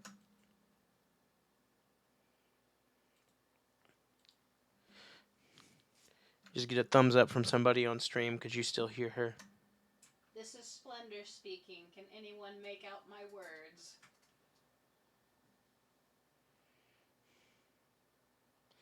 No, god frickin' frackin' shit. Okay. It is weird, yeah. Like I can hear the echo, but it's not like her mic. Yeah, make sure you're on the headset. Yeah, I just checked my settings again. Now how does that sound? Oh, let me see. Is it Okay, actually yeah. coming through? No, Okay. I could hear Splendor. I just turned on the volume to make sure. Okay. Okay. Yeah. Out of That's the what way I was for thinking the as well. Okay, video to catch up. sorry about that, guys. Freaking audio issues. Okay, Yep. pardon me, let me restate that then. Splendor knocks out Eugene and then turns, gives Gilbert a big saucy grin, and punches him in the middle of his armored chest, probably to shoot him across the hall. Amazing. Okay. What I'm also going to say, because of we don't have a map to be showing where everybody is, and Fog is just complicating things with doing the zoomies everywhere. Fog is simultaneously not next to you and next to you at all times. So if you wish to target Fog or May, you can at any moment. As a bonus action? Oh my gosh, I had a flurry of blows prepared. Did May successfully land on Fog? Yes, they are Yes. riding on Fog. Splendor is going to sweep the leg. Technically, it's flurry of blows, but that's what she's doing. She's going to try to trip him up. Okay. So let me roll to hit here. I'm going to count this as essentially a grapple check. So this is going to be actually that whatever you just rolled with your athletics. If you're trying to trip him. Trying to pull my... Okay, my athletics is +4. And Fog, I need you to roll an athletics or acrobatics. That is a 22.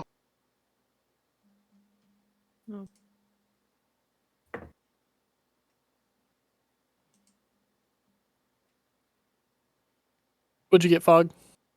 19. 19? Okay. So you're zipping around and Blender miraculously stops the momentum of this large creature zipping around. So yeah, as Fog is zipping, she's going to throw out a leg, compensate for height because he's a big boy, and she's gonna give a spin and try to take him down with May and see what happens. And the both of you claps. Hello Hermes, you're more than welcome to listen in, but we are streaming this if you want to check out the stream instead. Okay, sorry. No, you're good. Yeah, so Fog, you are brought down to the ground. You are currently prone. May, you are flung off, and also are currently prone. Can I do a second flurry of blows? So flurry of blows gives you 2 additional attacks, right? Oh, that's right. Okay, so that first one, I rolled to hit and I knocked Fog down. Yep. So you get to make another attack now with advantage on either Fog or May. Let's see. I've not gotten May yet, so can I say, rather than punching one of my friends I'm on good terms with, I scoop a pillow on my way to punch them? Yeah, there's pillows everywhere at this point. Okay. We could say that Fog collided as they fell with the pile of pillows, and they just went everywhere. Okay. Well, she's going to scoop up a pillow and try to bean Mayworth. That is a 23. Yeah, that hits. All right. Don't forget you're doing D6s now because of your monk thing. Yeah. That's a total of 8. Jesus Christ. Okay.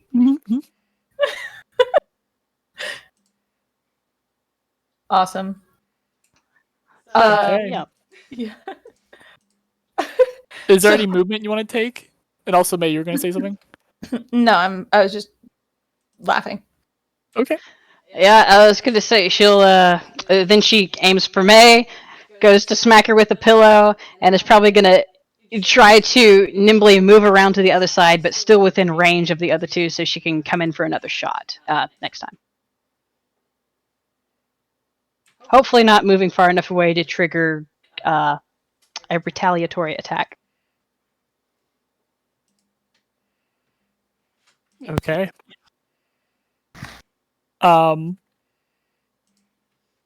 Next, I believe, is May's turn. Yeah.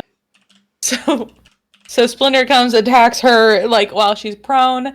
May, like, slowly rises from the floor. One pillow in each hand. Fire in her eyes.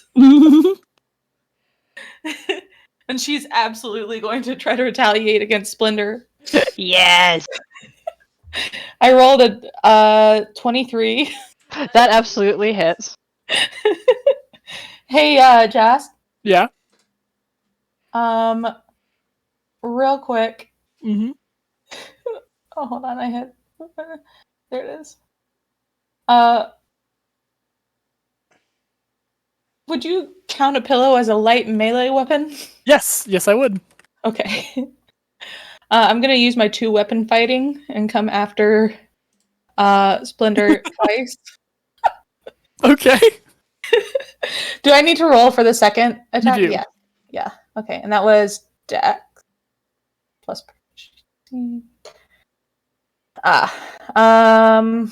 So the first one was 23. The second one was 10. Yeah, it's gotta be, her AC is 17, so one of those hits.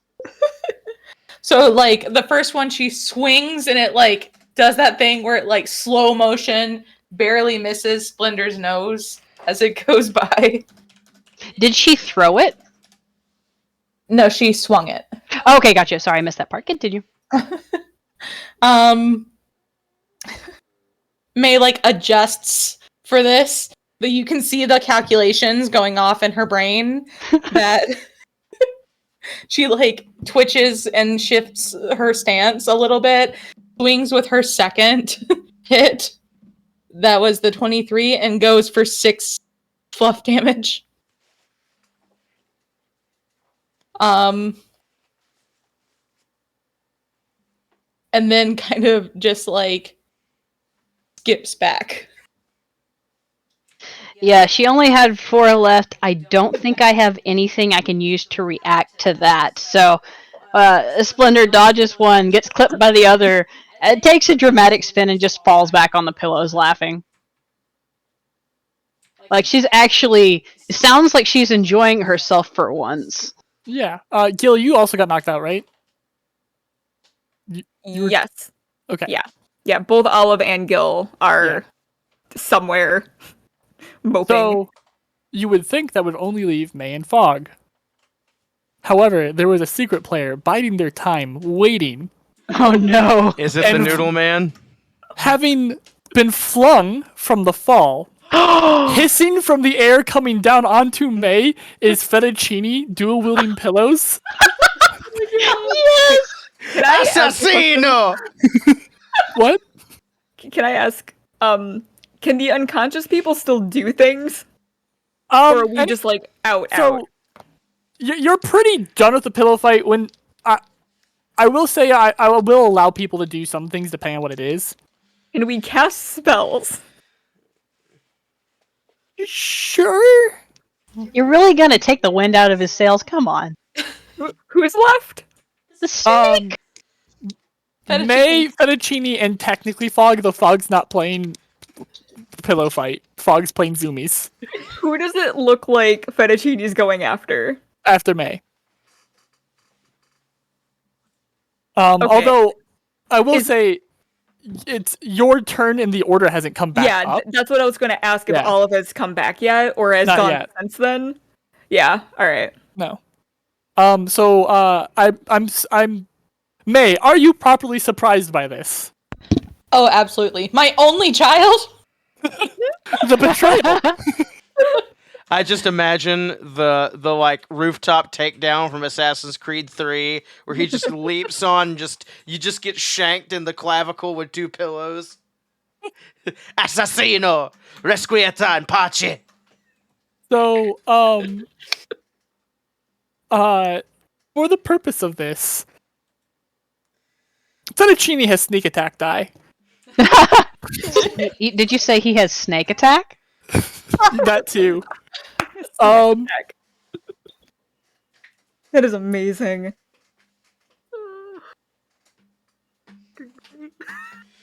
And I did nat 20 because he rolls with advantage for the sneak attack. Yeah, that hits. Yeah, it would have been like a 6 otherwise. But the nat 20 means that he hits. So that is 7, 8, 11. How powerful is this snake? Very. No question. Extremely. They have Fettuccine has a strength of 21. It's awful, but wonderful. Them pythons on that python. Yeah. Are his arms bigger than he is? Bigger around, yes. But that also is impressive because Fettuccine is a fat snake. Yeah. Very fast. Um, Survives on candy. I got distracted and lost my math. But I was at, I believe, 17 at one point in the math I was doing. Don't worry. That takes care of it. So the grand champion is the noodle. So I think like Fettuccine drops down hissing, flailing. May, like after her hit points are gone, does a very dramatic, drawn out 3-minute gasping for air death scene. Eugene Where I come and back to Gilbert are life standing there. twice. I come back to life twice before I finally die. She doesn't do the Zootopia ribbon thing.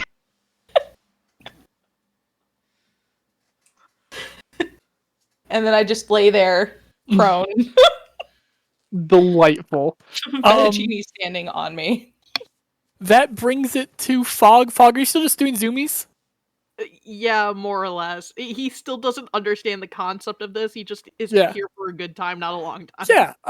Everybody has pretty much stopped. So except for Fettuccine, on top of their quote unquote dead mother, just pumping the pillows in the air, making small little adorable hissing noises Oh my gosh. as the champion of the pillow fight.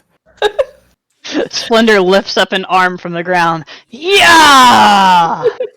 Flops it back down. I think Olive would druidcraft a tiny little flower crown and put it on Fettuccine's head and just like clap.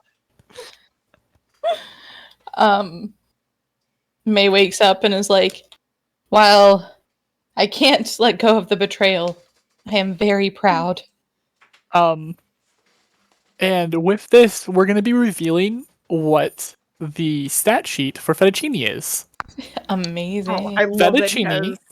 has the same stats as a constrictor snake, except they also have sneak attack.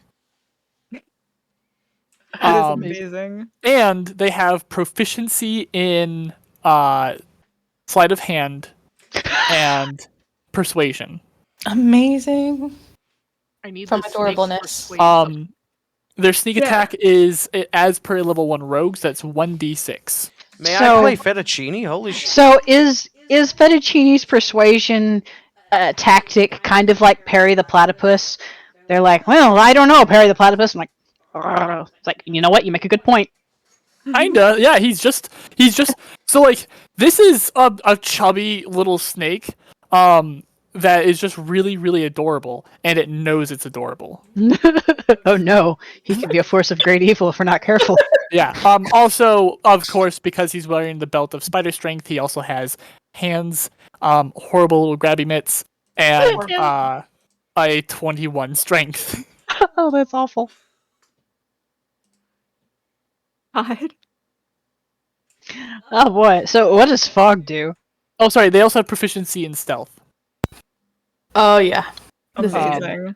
So, Fog, do you calm down after everybody like it is done and like the energy starts to go back down? Yeah, I would say that after all of that running, Fog is mildly tired. And so he's just going to find the nearest person and plop on them. They have become Fog's personal pellet.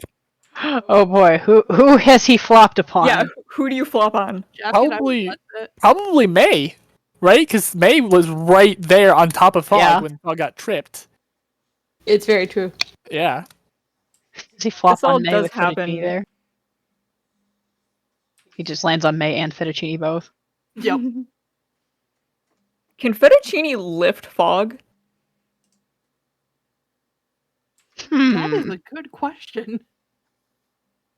I'd say probably. Sounds like more math than I'm willing to commit to. I don't think I ever gave Fog a weight. He's spindly, but he is large. I mean, he's also isn't he bony as well? Like he has bones, right? Yeah. Most people have bones. He has bones, correct? Listen, he's He is not just a really. meat sausage.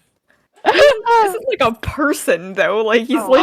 like I did give Fog a weight. Fog weighs 250 pounds. wow. Oh That's a wow, lot. he's light. Yeah, for a very big creature, yeah, he is pretty light, but that's because like he's not as thick as like he looks because a lot of it's Yeah. fur. Only one Yeah. C. Yeah, it's only 1C.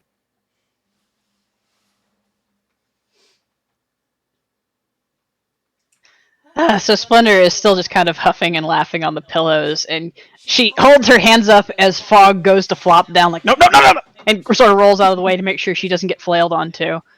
And as she lays there huffing for a second, just kind of intermittently snickering. Eventually, she gets over it, kind of pushes herself up, looks over at the other casualties of war. Yes. Yeah, Eugene has got up and is shaking his head. Gil is still on his back. He's looking at the ceiling, still smiling. Probably breathing a little heavy too. Eugene is going to go over to Gilbert and put his arm out. Are there pillows next to me? Yes, there are. Can Gil grab one and just try to hit him real quick? Yeah. And then we start the fight all over again. Round 2. There's so much betrayal in this episode- hallway. That was almost a natural 20. Almost. It like hesitated, but it's an 8 plus whatever. It's not Aw. gonna hit. Yeah, Eugene, then you go to swing and you're able to just like slap it out of the way. Wait. Do I get my second attack? Yeah. Do I? Technically, yes, yeah. God damn, it's another 8. Yeah. Alright, fine. Never Yeah, mind. Eugene just jerks out of the way and he looks at you with the most like, Papa, why betray me look on his face. He goes, Gilbert, What? you dare betray your own? They're pillows. It's still violence. I was trying to help you.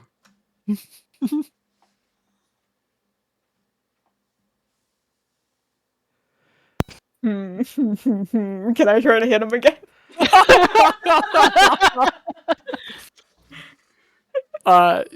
Yes, you can. This is gonna be a disadvantage. He's very expecting it now, and he's ready. Alright. Nah, 15. Yeah, he jerks out of the way again. He's like, Gil, we got stuff to do. Dang it!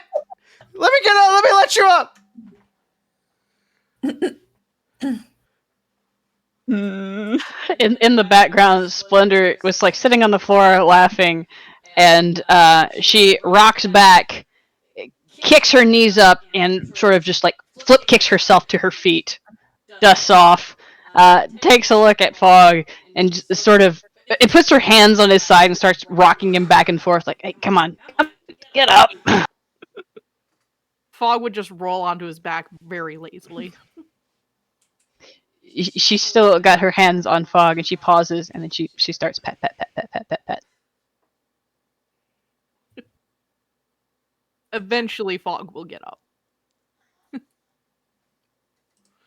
All right, come on. Okay, there we go. Whew. So, I see you're having fun this morning.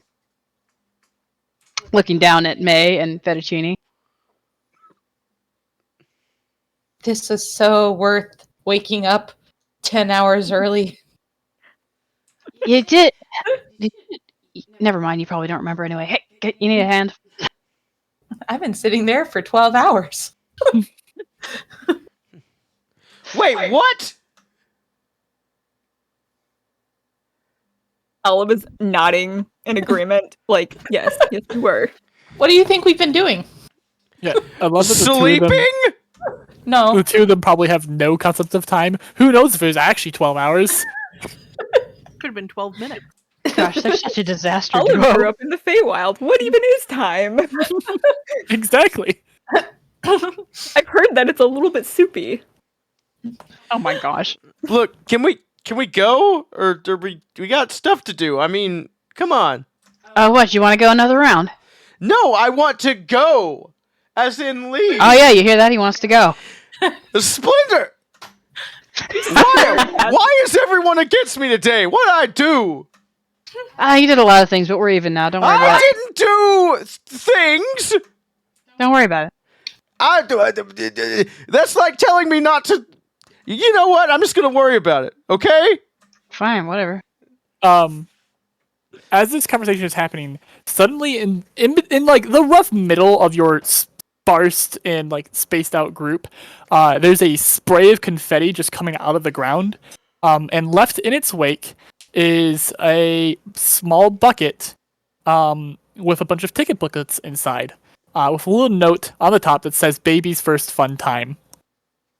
Splinter jumps when the confetti pops up, and she does the ready pose, snaps her arms up, and pauses. Yep. Squints at the bucket. Squints at the note. Squints harder. The bucket is roughly shaped like you know how some buckets have like a head shape to them and like are supposed to be like a pumpkin or something like that. Yeah, It's roughly shaped like Heckna. of course. Oh, what's? Oh, that's huh. She's gonna reach out and like touch it with her toe. It's like What's in this? And May's gonna start pulling things out. hold on. Oh, all right. No, it's too late. Aside from the note, there are enough booklets of 10 red tickets for each person. Amazing. And that's actually me celebrating our 10th episode. Yay! Has it really been? Jeez. Crazy. Okay. Let me find my notes. Okay. 10 tickets. So yeah, as May goes to just investigate the bucket on her own, Splendor's kind of leaning over her shoulder, frowning down into it to see if there's anything else. Nope, that is all. Huh. May takes the bucket. Like dumps out all of the tickets except for hers, but takes the bucket. Oh well, I'll take one of those. Cool. And she grabs up one for herself, and then Splendor grabs a second one and tosses it towards Eugene. Hey, think fast. And as Eugene goes to catch it or scramble or whatever, she picks up another one and goes to throw it at Gilbert. Do we catch them, DM? Yeah, you guys can catch them. It wasn't a Unless you don't vengeful want throw. I know. I just love the idea of like her throwing them at them and then it just hitting them in the face. Yeah, I mean, if that's what you want, you can definitely, absolutely have that happen. Listen, I love the idea of like rolling for like really like non-serious things. I think it just adds to it. I do in some cases, but in the case of a knight being told, "Hey, heads up," True. it feels a little ridiculous to have them roll to catch something that's not exactly coming at them like a fastball. That's true. But if you want them to just not at all be mentally prepared for it, absolutely have them just fail. Nah, I'm good. It's fine. Okay. That's pretty great. Maybe we can. This would probably be well. I don't.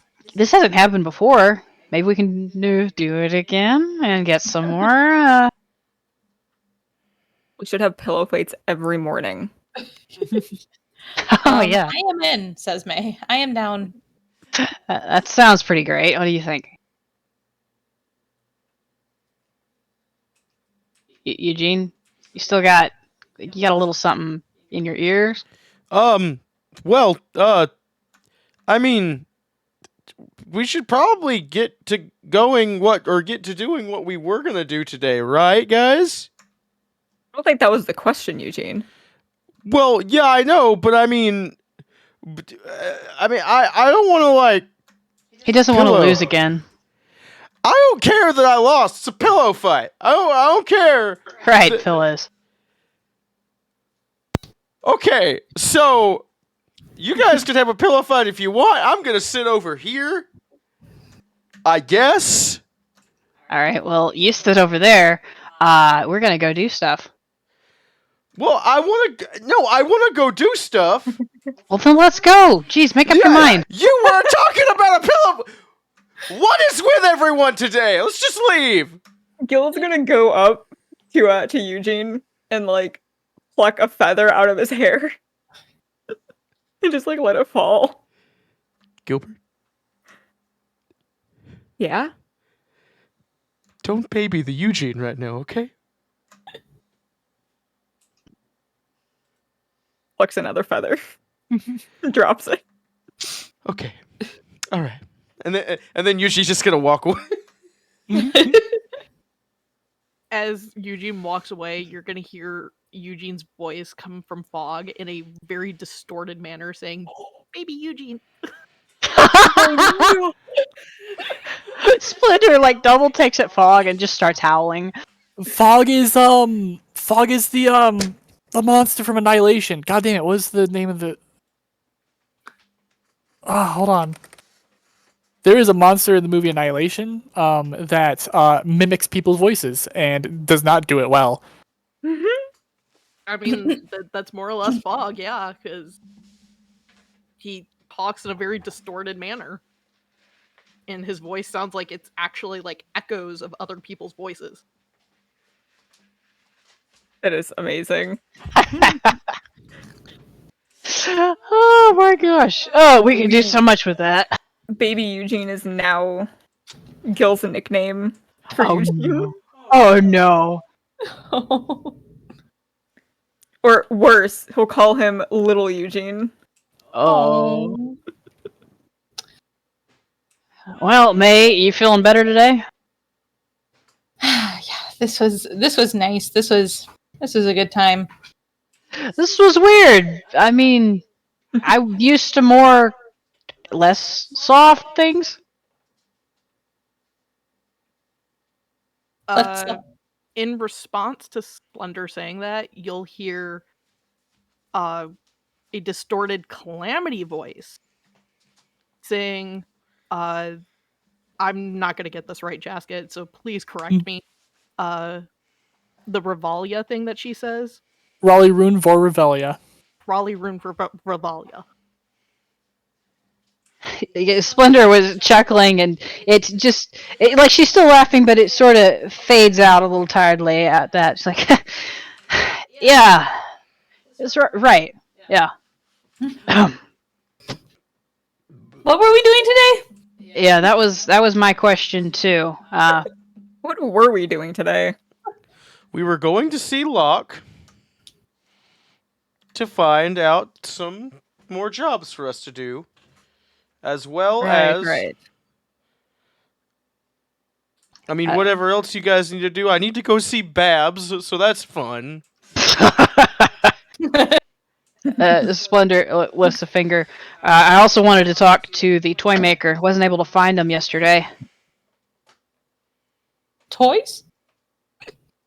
Toy Story. Yeah, kinda. I like toys. She looks at May and she smiles, but her brows crease just a little bit, and she's looking over her like she's searching for something but doesn't find it. Yeah, I mean, just you can come along too, for sure. May is vibrating at the thought of getting like a toy. She does not remember going to Locke's before this. Yeah. Is the party about to leave this area? Yes. Okay. There's one thing I want to do, because I'm assuming Olive is going to go frolic somewhere. Yeah. She will go up to May, and Druid craft a little pink flower, and just kind of put it behind her ear, and tell her, "Don't lose this. Come back to me in 24 hours so you don't forget." And then she'll kind of back up.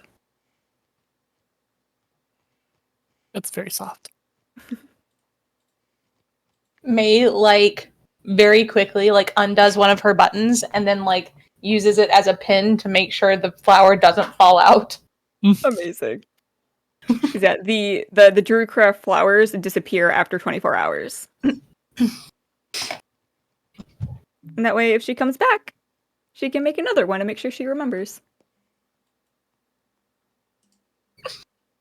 Although she's still smiling, Splendor, it seems like the buoyancy of the pillowfight's gradually leaving her as it turns into a little bit more of a serious expression. She's looking around. She was looking at Eugene as he said blocks, and she nods and looks off towards the stairs like she's prepared to go at any moment.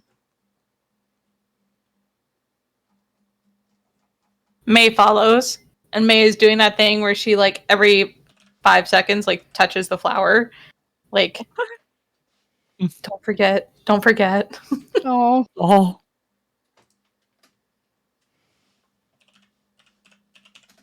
All right, so somebody who's the decision maker, you want to point us in the right direction? Let's get going. Oh, I think that falls to Eugene. Yeah, he's just gonna head to Locke's. Gil actually says that, by the way. That was not just me talking. As you all go to head towards locks, Fog, you usually step in rank and file with Calamity, which is why you're the first to notice that she's not there. She is not with your group.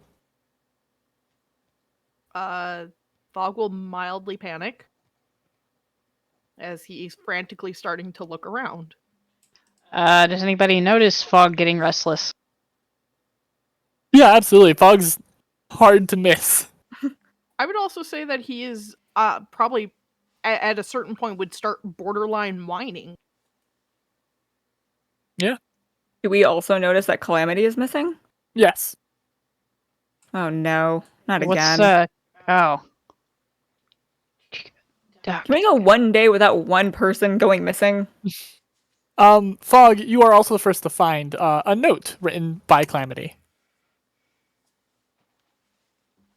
Reading the note lets you know that Calamity believes that they spent far too much time with your group, and they're probably going to lose some cred with the Revelia and the people that perform in it. So they need to go do some performances, brush some shoulders, and then they'll be back. Hey, what's up, big guy? Ah, crap. Where'd Calamity go? Fog find the note at. Did she stick it to his horn like a receipt thing at a restaurant? Oh my Okay, god! in which case Fog would not have noticed. No, it was put near to the door to the camping room that you guys had come out of. So in which case then you would see Fog looking at the door, looking at this note. I suppose that's a fair question too. Did we establish that Fog knows what letters are? I think it was distinguished at one point that Fog can read. He just doesn't. There's not really an opportunity where he showcases it. Yeah. This would actually be the first. Hey, what's that over there? Splendor, like, crab scuttles around Fog to get to the paper if he's not noticed it at all, and to pick it up off the floor. And, of course, lifts it, like, flips it over, flips it back, walks up to the nearest person. Who is the nearest person next to her and Fog? I would say probably May, because I think Eugene and Gilbert were getting ready to leave. She's going to take it and tap May on the shoulder, like, hey, could you take a look at this? May takes it and is like, "What's cred?" Is that all it? Why is it on a street? Splendor squints for like 2 seconds, and she's like, "Oh, How come Calamity gets some and I don't?" it's like, can I just make? Can I?" And she's gonna like try to swipe the note back. No, wait, hold on. And no, it says right here, Calamity can't be here because she gets all of this street cred and she doesn't want to share it with us. Is that actually what it? Guys, what's going on? May's figuring that out. Can I see it? Hogging all the street cred. May I see it? Great cred. What does it say? Jess? It's like the abridged version is basically Calamity letting you know that she's worried that she's been spending too much time with you guys, and if she wants to keep up appearances in the Revelia, she has to go regain her street cred and do some performances and some of the normal carnival folk stuff. She's doing performances so that the other people in the Revelia don't think that she's doing weird stuff with us. That is the long and short of the note. Splendor's brows unfurrow, and she just nods, looking a little bit relieved, like, "Oh, all right." Is that are we good? Are we done? I guess so. I mean, we're missing somebody, but we know why, so. She'll be fine. Of course she'll be fine. She was here before all of us. All right. Do you think she'll share when she comes back? Sorry, Lindsay, could you repeat that? I said, do you think she'll share when she comes back? Yeah, sure. Yeah, well, we'll have to ask her. May makes a note to ask Calamity about street cred. Love it. Splendor actually watches as she takes the note down, and she frowns a little bit again, shakes her head, and turns to look back at Eugene and pick up their pace again, go back on their merry way outside. Mm-hmm.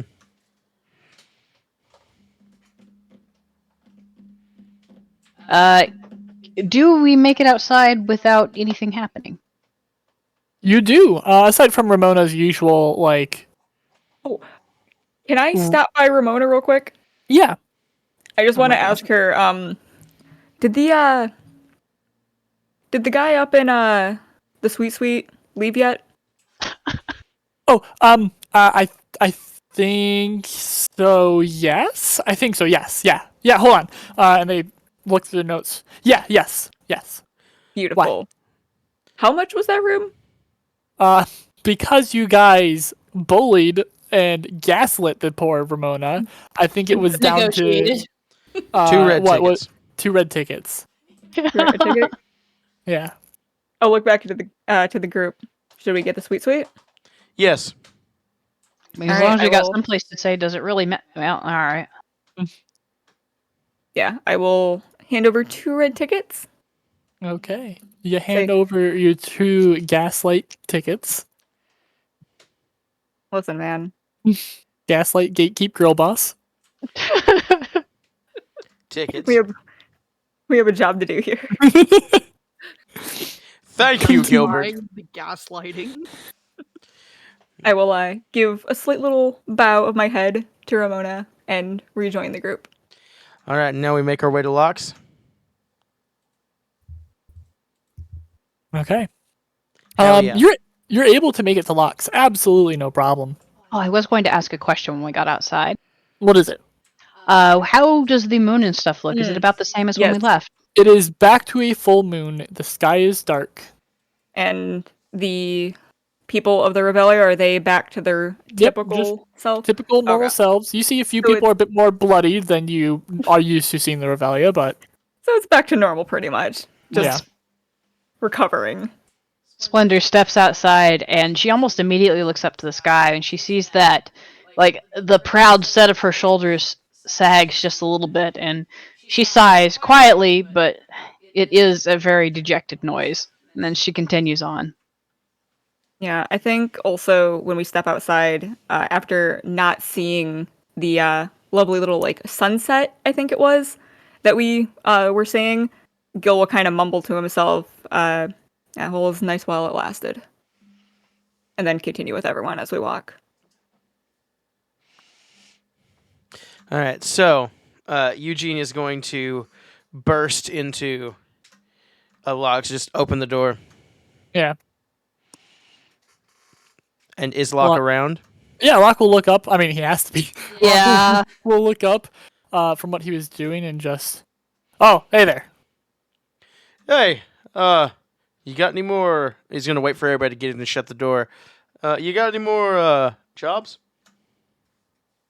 Yeah, I've got some things that need doing. You head anywhere specific? Were we heading anywhere specific? I need to speak to a man about a toy. Yeah, what she said. I was kind of looking for the toy maker while everything was going on, but I didn't manage to lay He's- eyes on him. He's a little busy right now. He's in his workshop, so you're not even going to be able to see him. Damn. May has slight tears forming. Fine. Are you, Look, if you're looking for, like, a toy, I've got some around. Splendor shakes her head, but she does look at May and, like, let her gaze stay there pointedly. You see May's eyes start to dart around. Yeah, there's a few toys around here. He's going to ask Locke real quick if he got any armor and or nice-looking weapons recently.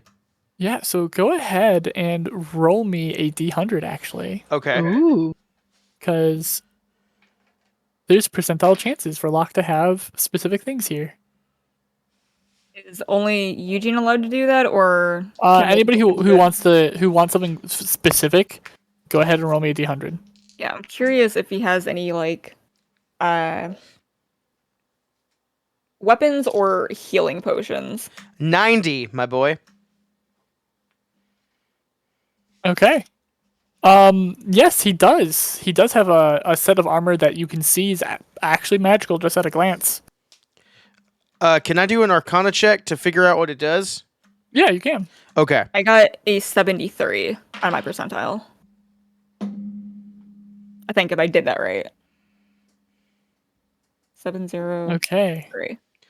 That's yeah, a 73. that's a 19. Okay, he does have a few potions in, but they're the cream soda potions. And he does have a singular, very nice looking weapon, though it is not magical in nature. Eugene, for your armor thing, what was the roll you got? 19? 19? Okay.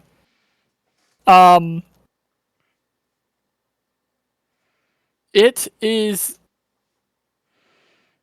with just the Arcana, it's a little hard to identify magical equipment without like sitting down and spending a lot of time with it. Mm-hmm. But you can definitely tell that this is not simply just a +1 armor. There's more to it than that. Okay, then Eugene is going to look at Locke and gesture towards the suit of armor and be like, "How much for that one?"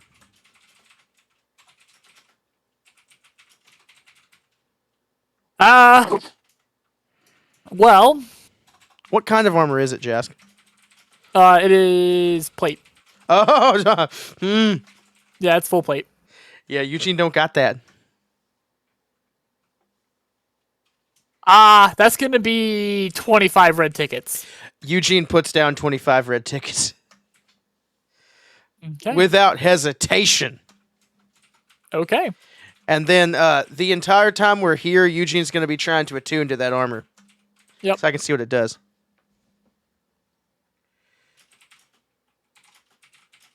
How much were the cream soda potions again? Those are 2d4 plus 2, I believe. Okay, and the cost of them? How much or how many red tickets? I forget offhand, so I'm gonna lowball it to 2 red tickets, so I don't have to search through the book and pause everything. Okay, I will customize that, and if you do find the actual cost of them, just let me know. Maybe he's just lowballing the price today. Okay, how many does he have? He has 3 of them. I will take all of them. Okay. What toys are around? So he's got like just a few wind-up toys, of various different types. There's even like a wind-up like cube robot kind of deal. But he also has like fidget toys, like the fidget cubes that are just like a die shape with a bunch of different surfaces on it and things to push and press and pull and all that. Or like the metal rings that like you can slide up and down your arms. May is going to look at the metal rings. Okay. How much are these? Those are 1 red ticket. Oh. May buys 5. Oh my god. You don't even have that many arms, May. Maybe Well, find but arms. 2 for me, 2 for Fettuccine. With 1 left over. Fettuccine has a I tail. can't complain much. I currently have 2 on my desk. Fettuccine does have a tail. Oh, there you go. There's where the 5th goes. Yeah, so I put the 2 on me. I put 2 on Fettuccine. Okay. Was there anything anybody else wanted to? Anything else anyone wanted to get before you guys go ahead and leave here? Splendor's glancing around, but she's not looking for anything specific. Okay. How long does it take me to attune to this, Chesk? So, fun fact: attunement should take an hour. It doesn't, Okay. which is a red flag as it hits.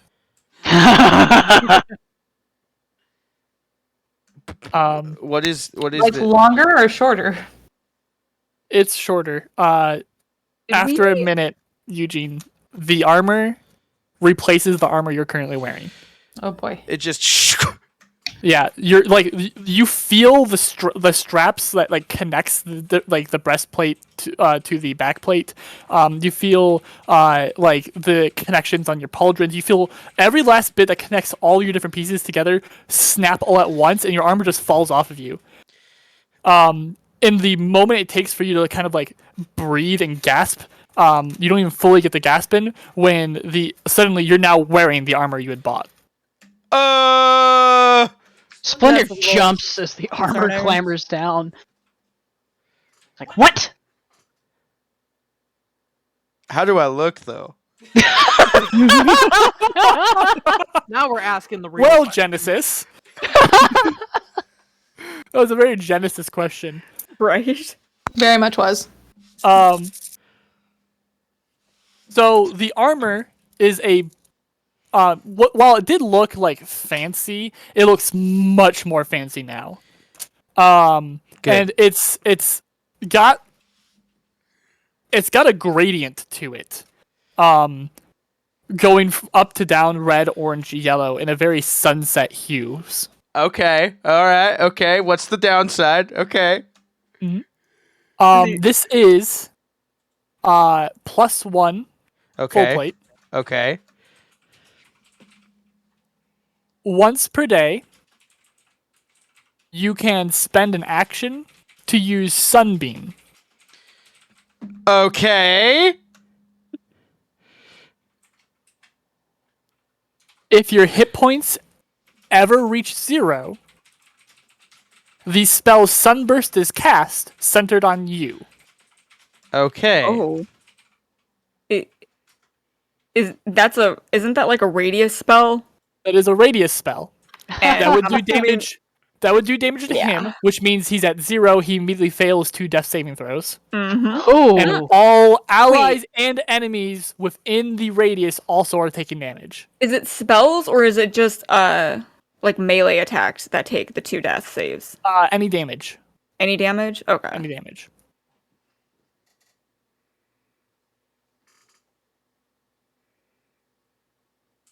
man. We need a cleric. Oh, he looks good though. Gil is Does it feel bad, Does it feel like, oh?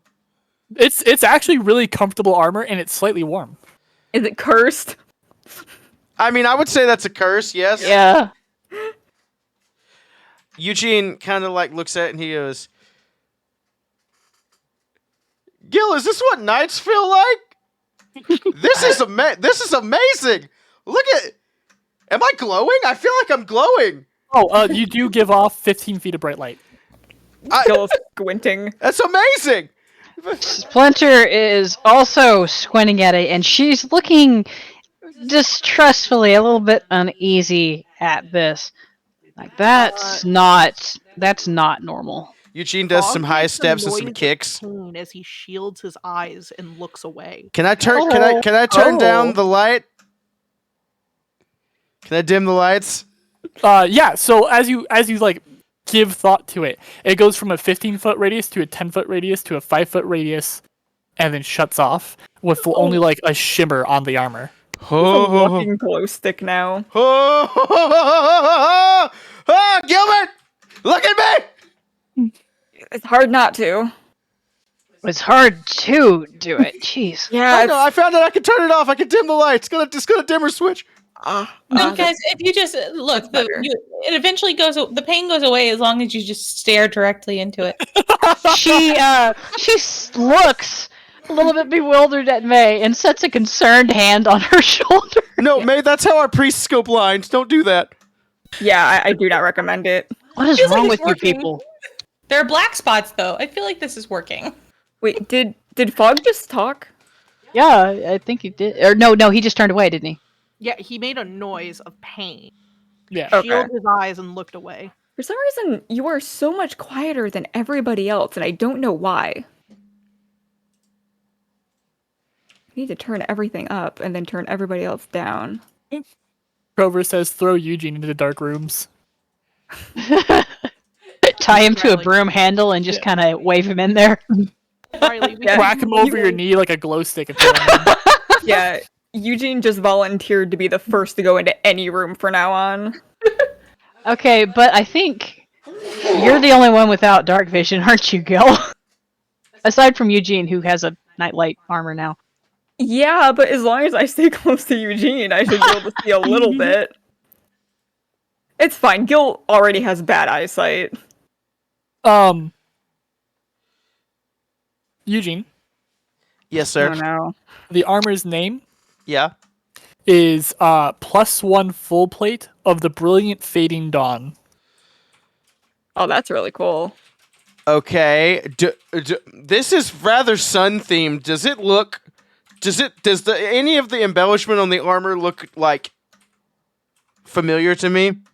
No, Okay. but something that like stands out as you're like looking it over, looking for any like signs this is, based on your religion, is that this armor has even changed a lot of its like contours and shapes to it, to fit. Like while there's no like clear markers, this looks like what you would imagine your armor to have looked like if you had been a knight in the order you were in. Oh, I like that, but I don't like that because that's getting in my brain juice. It doesn't look like exactly, but it looks enough for you to go, oh, hold on, wait. Why does it look like this? Because originally it just looked like nice full plate.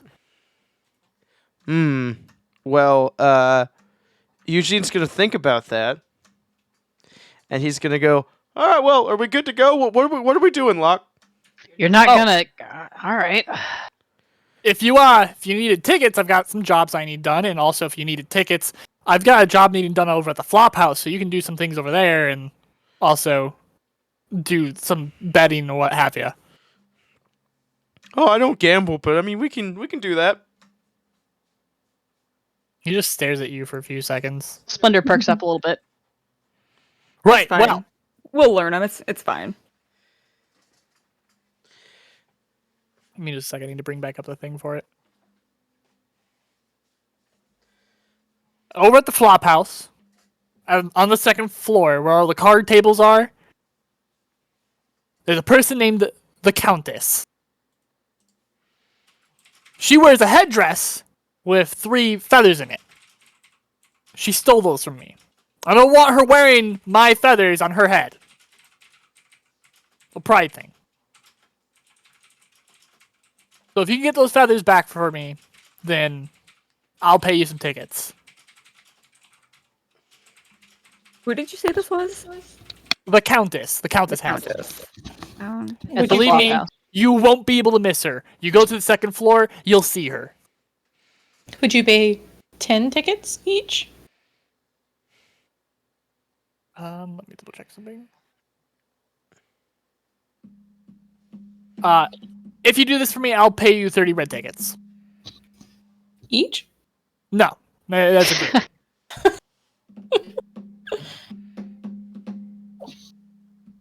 Is everyone okay with that price? Yeah, sure, whatever. Works for me.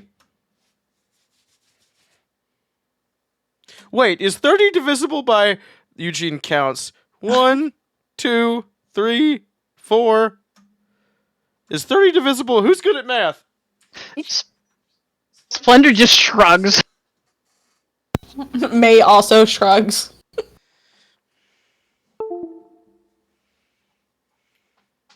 All right, Flop My House, phone's though, right? disconnecting, I'm sorry. All right.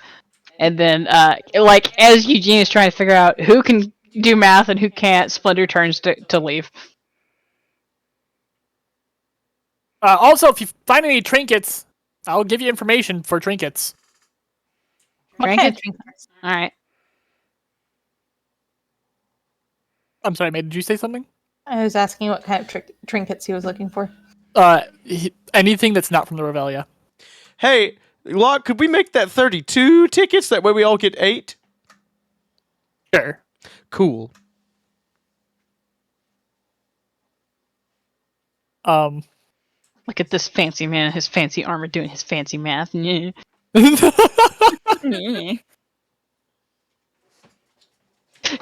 Number magic. Arithmomancy. Arithromancy. Yeah, that's what Brendan does. I was gonna say that's Brendan's arcane Yeah. discipline. Okay, so do you guys start heading for the flop house then? Yes. I would like to pass out the healing potions that I bought. Okay. So who has So- what? Oh, I have plenty. I'm fine. I have Okay. one. You have one.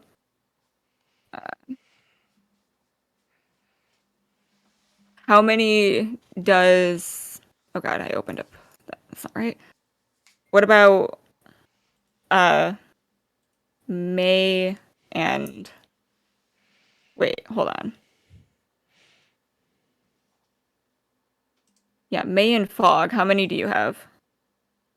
Fog has none, but considering that Fog is also full on his singular pocket that he does have, quotations around pocket, I would say that he cannot hold anything. Okay. And May, what about you? We're talking how many tickets I have? No, how many healing potions you have?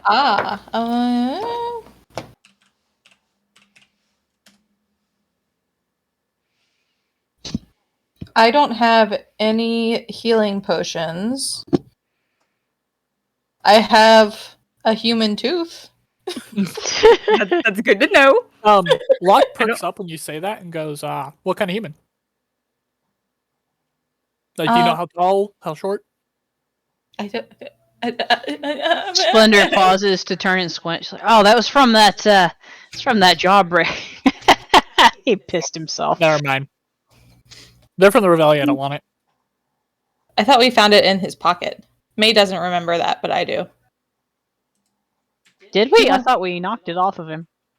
No, they were in his pocket because May rifled through his pockets. Ah.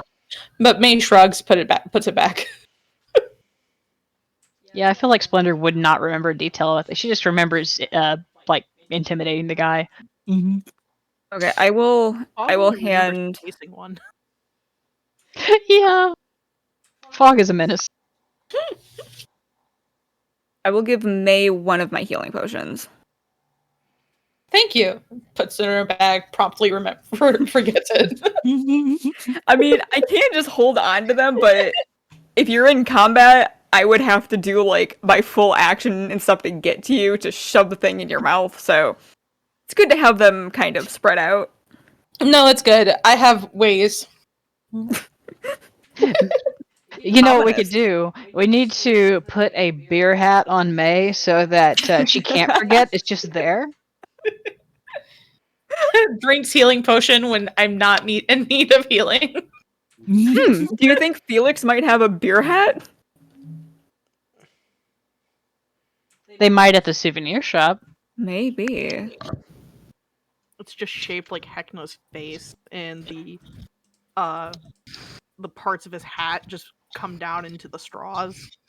Either that or it's like a jester hat with the tails and the bells. Yeah. Is this a conversation you're having out loud? No, because Splendor does not know what a beer hat is. Fog Yeah, I don't also think- does not know what a beer hat is. Yeah, I don't think any of us would know what a beer hat is. Unless we actually saw one in game. No. Nah, Not yet. kind of figured. Have we seen Disappointment. any clowns just walking around with beer hats on? All right, well, I guess we're going back to the flop house, and Splendor kind of looks vaguely in the direction of the flop house and gets a thoughtful, faraway look. Hey, Jask, I've got to use the Mhm. restroom. Do you think since we're headed to the flop Yeah. house, we could take our break real fast? Let's take a break here. Yeet. Okay. I'm good. So wait, we are at Locke's place.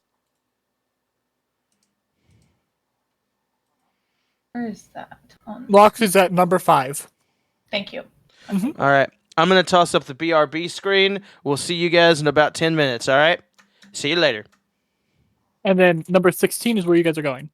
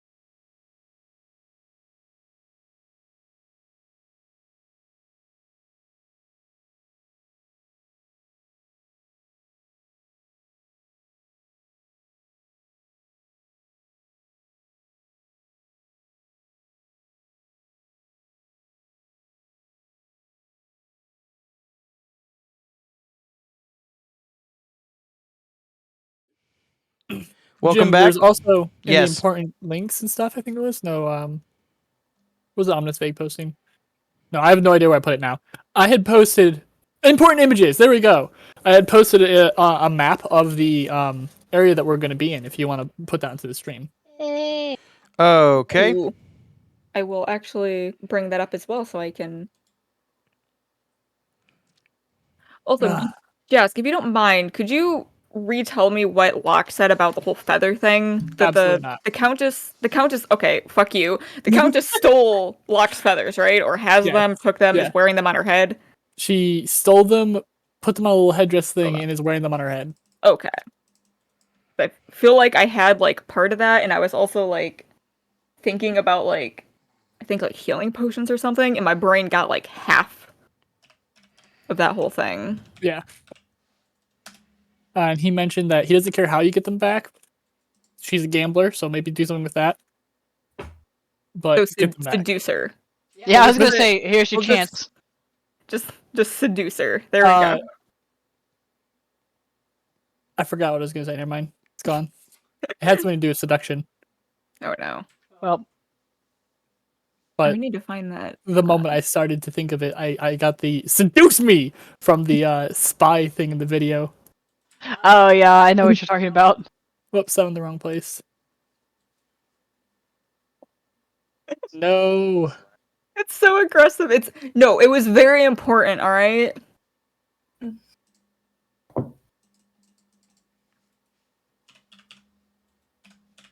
I'm putting it there. Zoom in on this. Okay. Ooh, I love the vibe of this stuff. I love casino stuff. Oh my So god. excited. Yeah. It's this whole area is a Just- fucking vibe. I love the like brightness mixed with this like kind of like dank atmosphere where everything's very like loose and like excited. Yeah. It's wonderful. And time only- ceases to exist, and yeah, it's fun. Yeah, Are we I've only going- been to a casino once in my life, and even just walking around, I was like, I love this vibe. Yeah. I've never I've gone been to a in casino one. once as well, and I won $400. Wow. Nice. I know, That's and then I awesome. left. I The- ran away. Good. Good The for one, the one time I was in a casino, I was too young. So I couldn't do any gambling because we were on a cruise ship and I had wandered into the casino on the cruise ship. Oh no. That was also the cruise ship that I got reprimanded by security, I think a total of 8 times. What did you do? Exist? A lot. I was a menace. I was like 14 or 15 and completely unsupervised. Yep, sounds about right. God, who would leave? How? All right. I was with my dad. Parents. I'm just gonna give the one story that's my favorite, and then we can actually play the game. So I have a blood vessel that sits too close to the surface of my nose. If the humidity of an area changes too quickly, I get really bad nosebleeds because the blood vessel just pops. Thanks.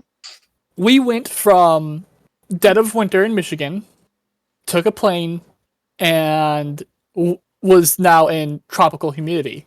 The plane probably didn't help either. Yeah. But it didn't pop right away. But at one point, my friends and I were just like running along the deck of the boat, and then my nose just started bleeding. And when it gets like, sometimes it looks like somebody just turned a faucet on, Mm-hmm. like just a crazy amount. Yeah. I can get very lightheaded because of the amount of blood I lose from my nose. And so I looked like a murder scene. I was gonna say, did you just collapse? Did it look like a sniper got you or something? But it doesn't make me pass out right away. And I took care of it. I stopped the bleeding. It eventually just stopped on its own. It just takes a hot minute. And if I just let it flow freely, I can risk passing out. But Thanks. I was fine. But myself and 2 of my friends are now covered in blood because they were being very nice and were helping me.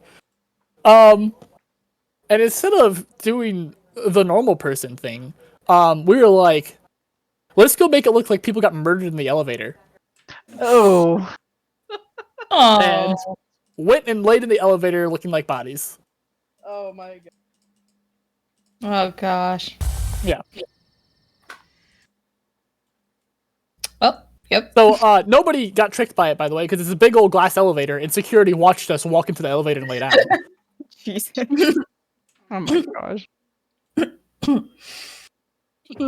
Don't joke. That I love how like there had to have been blood like on parts of the elevator.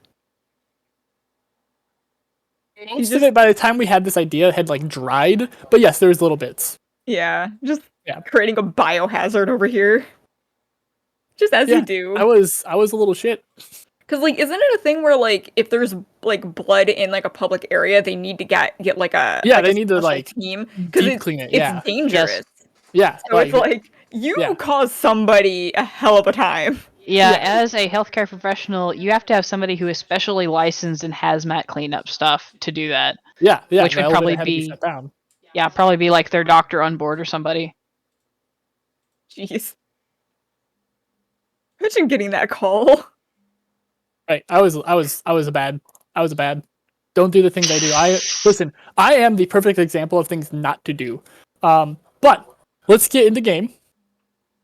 Yeah, You guys were about to leave locks. Yes. Yes. Okay. May, what is your AC? Oh. 100. Seems legit. 13. Okay. Do I get any protection from the metal circles that I've put? No. Did anyone see us? Did we see anything? So, upon leaving locks, you see, wearing familiar outfits, but definitely not the same people that you've been absolutely dunking on every time they've shown up. You see some of the nerdy jawbreakers. The ones that you guys have dunked on so much. The Vogues. There we go. That's them. And you see one of them start to pull back a slingshot, but their fist is curled around the ammunition, so you can't see what it is that they're going to fire. And then they aim it up at like your group, pick a target, they pick May, and they go, now! And then another one of them throws something at your feet, and then you hear the slingshot fire. Simultaneously, a smoke bomb goes off, and May, you get hit in the face with something. Oh. So you all are currently unable to see each other. Oh no. May, Yes. you take 2 points of piercing damage. May I cast a cantrip? What is the cantrip? Thaumaturgy.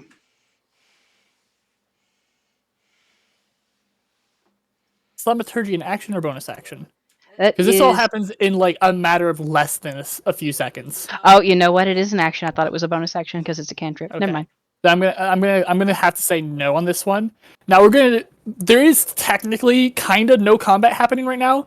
Instead of rolling out initiatives, we're gonna go down the list and have each person do something. So Eugene, you're first. I'm gonna crank up that light to 15 feet, boy.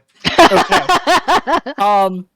While you cannot see each other, you can see the beacon that is Eugene within that smoke. You can see the direction that the light is coming from. You still can't see Eugene, but you see the vague image of a boy.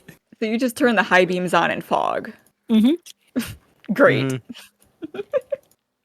And Eugene is gonna step forward out of the smoke and say, "Who did that?" Okay, so you'll watch as Eugene steps out of this, steps forward. The boy image goes forward, and it becomes harder to see for everyone as he does move out of the 20 feet of smoke. And Eugene, you see running off very far in distance now. They fucking booked it. The group. They're not like crazy far, but they'd be hard to catch. Do I see the guy with the slingshot? You do.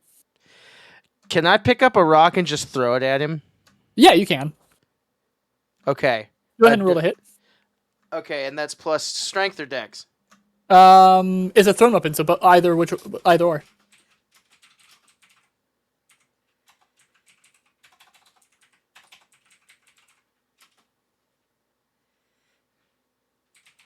Sorry, give me just a second here. My phone went off. While he's doing that, can I reach up and like what's on my face? Um, Feel around. real quickly, we're gonna actually go to Gil while he's doing that. Okay. We're gonna have it stay in the orders. Can I see anyone beside me? Like, You there can any see visibility? vague shapes in the smoke screen thanks to the light, but as Eugene moves forward, you 20. stop being able to see them contrasted as he's now casting from a different direction. 20. Eugene, you hit the person in the back of the head with the stone. Go ahead and roll me a d4. Okay. Plus strength. Yep. 3 plus 4, so 4, 5, 6, 7 damage. Okay. You beam him in the back of the head. He stumbles a little bit, and you can see that he's holding the back of his head and rubbing it. And you can kind of hear him like complaining as they continue to bolt off. And Eugene goes, "I will show you, you ruffian." Gilbert. Did May like say like anything when she got hit in the face? Like any indication that she got hit with something? It hit pretty hard, so probably there's probably like a yelp or of some noise. Okay. Yeah, I'm pretty sure she made a little squeak. Yeah. Okay. Gil is going to kind of yell out May's name and just start feeling around trying to find her and hopefully follow her voice. I don't know where she is, how far she is from me, but I'm going to try to find her. Okay. I don't know what that go entails. ahead and make me a D100 roll. Oh, yikes. That's okay. 41. Okay. So as you move around, you end up bumping into Locke's shop. Now, the direction you were moving in, judging from the way that like everything was situated, you should not have just ran into Locke's shop. Oh? Something has turned you around, or there's something going on with remaining within the smoke. But one way or another, you don't think you should have ran into Locke's shop by going into the direction you were walking in. When I say May's name, does she respond to me at all? Yeah, May, would you respond? Oh yeah, for sure. Okay. It seems to be coming from every direction. Okay. Do I can I say something? Yeah. Okay, because I don't know how much time that took to do that. Yeah, I'm still gonna let you say something. I think Gil would just yell out to get out of the smoke, and that's it. Because I don't know what else to do. I don't know how much movement that took either. It did take your full movement before you Okay. bumped into the shop, and then Okay, yeah, I'll just tell everyone to, Yep. like, just clear out of the smoke because it's bad. Okay. May, Yeah. from every direction, you can hear Gilbert. It almost sounds really far off though. Saying, "Hey, clear out of the smoke. It's bad." I like take off running in one direction. Okay. With the intent to leave the smoke. Yes. Okay. You spend your full 30 feet of movement and you leave the smoke. Can I like reach up and feel at what the hell's on my face? Yeah, you reach up and you it's only as you're like clearing the smoke and that panic's starting to die down a little bit that you realize there is an extra weight on your face, and you reach up and you grab something bulbous and fleshy around your nose. Ooh.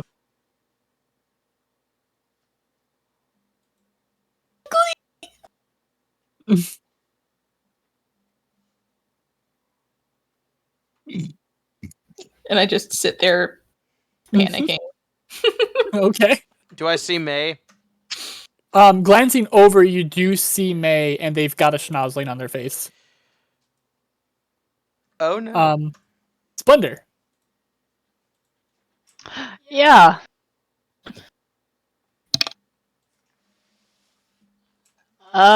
Okay, so I'm still in the smoke. Yep. I can't see anything. I know that you said that noises were strange in the smoke. Do I know what direction the Vogues left? No. Okay. And I guess if anybody else was making noise, I wouldn't be able to tell what direction for that either. Because I would like to take a dash action and pick a direction that I think the Vogues went in relative to where the projectile seemed to come from. Okay. Make me a D100 roll.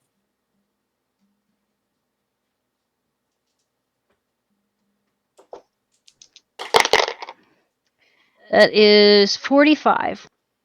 You leave the smoke, and you can kind of see where Eugene is because of the light, but you are essentially in the opposite direction of the Vogues. You can't even see them. Okay. I don't think, unless I actually have a target close, I don't think I have anything else that I can do, especially if I use my full dash action and I'm now in the wrong direction. Yeah, I think that's it for me. Splendor picks a direction, bolts out, gets free of the smoke, and shakes her head, looks around, and realizes that she's lost them. Yep. Okay. And Fog. Fog is just gonna walk out, or a direction he thinks will get him out, Yep. and nothing.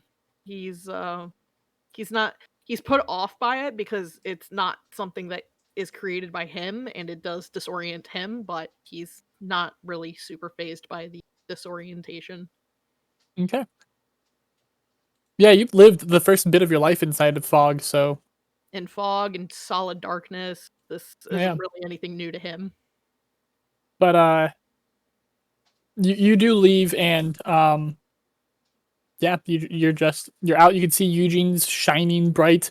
You can He would not, see he would not look at Eugene seeing the light. Yeah. He would just Yep. right Okay. light. Nope. So are we back around? Yeah, we're gonna come back around. You see the Vogues turn a sharp corner and keep bolting. Yeah, I've disregarded them because my friend's got a schnozzling on her. Jask, I have a question. Yes. I have an answer. Since it just got on her. Yeah. It looks like it's not very deep burrowed in, right? It looks like the force of the blow allowed it to get started a little bit more than it normally would have, but it's not deep still. Can I reach up and use my use of Sunbeam to just cook it? I mean, it's on May's face. Yeah, well, can I pull it off though? Yeah, give me just a second. Does it look like it would? Does it look like it would hurt her if I ripped it off? Like more than just she'll lose a piece of her nose. The tendrils are up her nostrils. Damn it. Okay. So, yeah, you can use Sunbeam. I will also just say Gil helped remove one of these nozzlings before, so he might be able to assist with something. Well, yeah, but I'm thinking in like, oh god, Yeah. It is May, a panic like- moment. It is not a think for a moment. May looks at Gil, looks at Eugene, and it was like, I believe in you. I know you can do it, and gives bardic inspiration. Okay. So what I'm going to do, Eugene? I would like to, if possible. Yeah. Can I use my mote of potential with that bardic inspiration for the ability check? Sure. All right, we're gonna do that. Save my face. Okay, but the tendrils are up her nostrils, right? Yes. Eugene, you're going to be making me an Arcana check because Sunbeam is a 6th level spell. Okay. I would say because he doesn't know that he can do that. It is a sun-themed spell, so like you're vaguely aware of the armor's capabilities, by the way. But you're not aware of the exacts. It's a 16 plus 3. Okay, so you're aware that the sunbeam is a 5-foot wide, 60-foot long line coming from your hand. Okay. Specifically, a brilliant light flash, or light flashes out from your hand in a 5-foot wide, 60-foot long line. So you tilt May's face. You grab the schnozzling like at the base. You put your other hand. So under. I have a question. Can I use shocking grasp then if I would know that? Shocking grasp would also hurt May. Okay. Can I? Because it's electricity. It's gonna transfer. What I'm saying is you're able to angle the sunbeam with that high enough arcana. Yeah. You're not gonna hurt May with it. You're gonna essentially like just buzz this thing off. Well, see, okay, so like if he would know that it's such a big spell, he wouldn't do that. See, I was operating under the assumption that he didn't know what it did. But if Eugene knows and he's not going to do that, can I just grab the thing and take my short sword and cut it off of her face? Like because there's the part where it goes in, right? Mm-hmm. I want to grab the honker, the snooter. I want to grab the snooter. I want to pull it a little bit and then just like chop it off, Mm-hmm. Yeah, that. Absolutely. So that I can make you roll for. May, you put your trust in him. You see him like get ready to do one thing, realize something, stop, just draw his sword and do exactly as he described.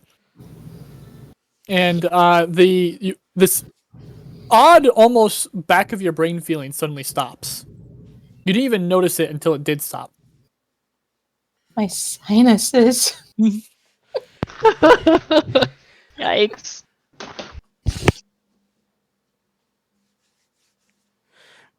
And then Eugene's gonna drop it on the ground, step on it, just stomp on it, just fucking squishing noises. When he pulls his foot back, May's going to jump on it as well. Yeah, it's that JoJo's meme, but with a schnozzling corpse.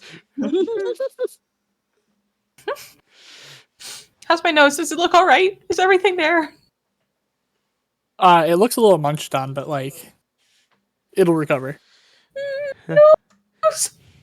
Gilbert can probably fix that. Are you okay?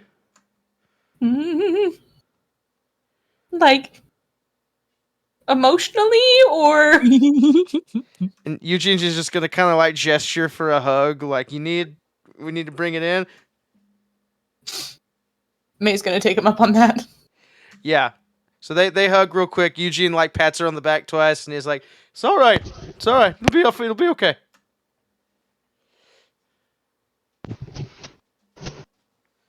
As a thank you, May like slips off one of her silver fidgets. Oh no, it's fine. It doesn't work well on the armored arm. It's already on here. Okay. It's not gonna move. I'm pretty sure it's stuck, but whatever. Are we still in initiative order, or are we out of combat? You guys are now leaving initiative order. And the smoke clears up that round as well.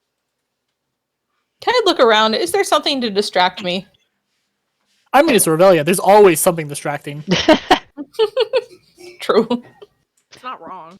The snozzling that like they were stepping on, did the tendrils come out of the nose too? Yeah. Okay.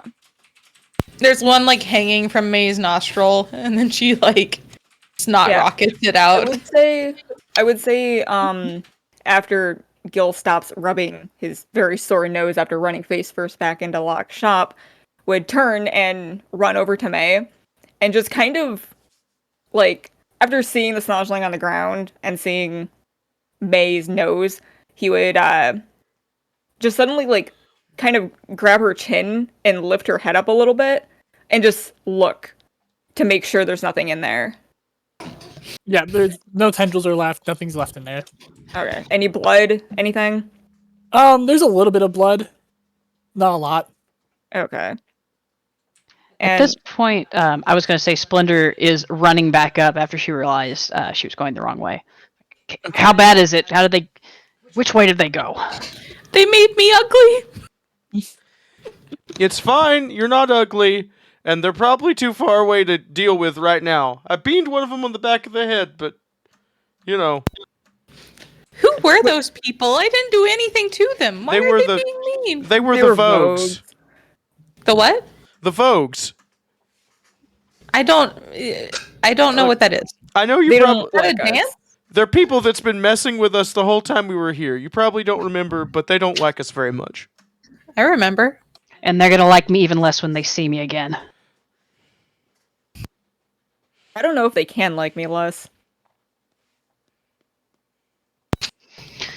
Does anybody see what direction they went in?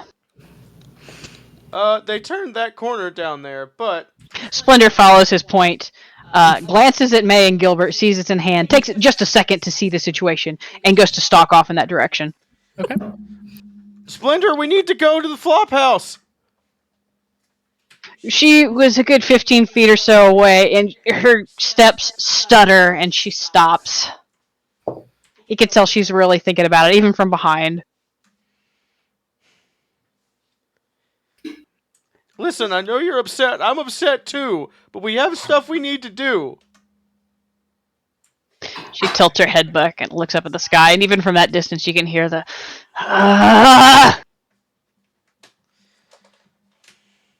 And reluctantly, she turns and comes back. And when she does, she actually does take a good look at May. I'm okay. I'm just a little, And I Her point nose? to my nose. Her nose is a little munched on, right? Yeah. Not Not a lot, but like there's bite marks and such.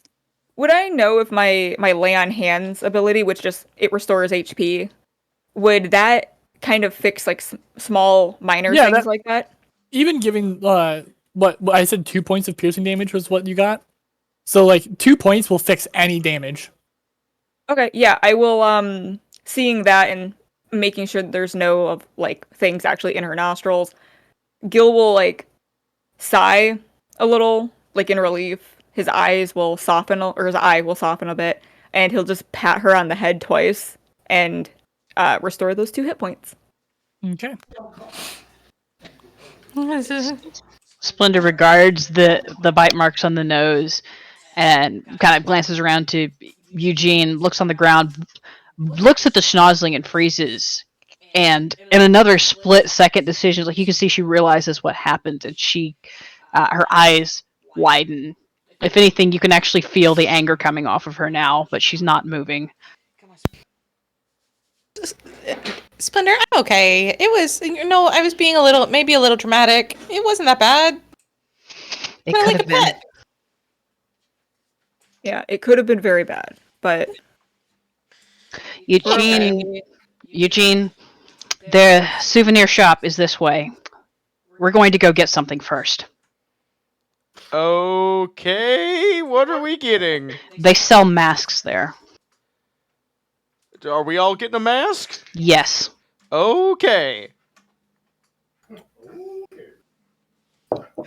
Thank you, Trenton. That wasn't Trenton. Oh, it was. That was John. Oh, it was. Okay, it sounded like Trenton. And I thought that was just an echo for a second. I was very confused. And as Splendor basically makes that decision for everyone, she looks at each of them in a different way than she has before. Like she's expecting them to say yes.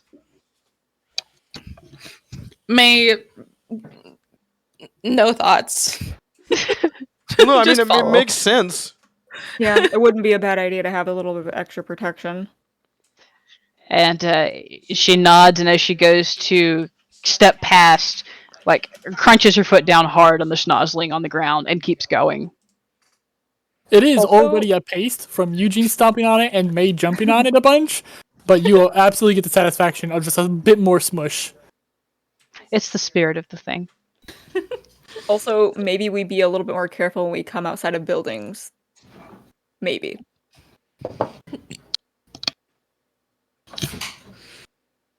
We should have been keeping an eye out on everything already. I didn't. Slipping up. It's fine. We'll. It's not fine. May like goes over and like pats Splendor's hand. It's like, listen, it's crazy out here. There's so much stuff going on. There's no way that we would know everything that's about to happen. Her hand flinches away a few inches when May pats her, but she pauses, sucks in a breath, and exhales carefully. I gotta do better. But I mean, Look, we can talk about this later because I have things that I want to say, but we can't say them right now because we gotta go. So let's go get the masks, and then let's go to the flop house and get some stuff done. It's the best thing you've said all day. Let's go. Okay. Jeez. All right, mask time, big boy. Okay, do you guys only buy the masks and leave? Yes. Yeah, Okay. I would say so. So we don't need to play that out then? It is 2 red tickets per mask. Ask. Hmm? Do we? You did want to go there. So we can if you would like. Well, just because, specifically because we're getting masks. Yeah. Okay. I mean, we don't have to play it out. I'm just saying.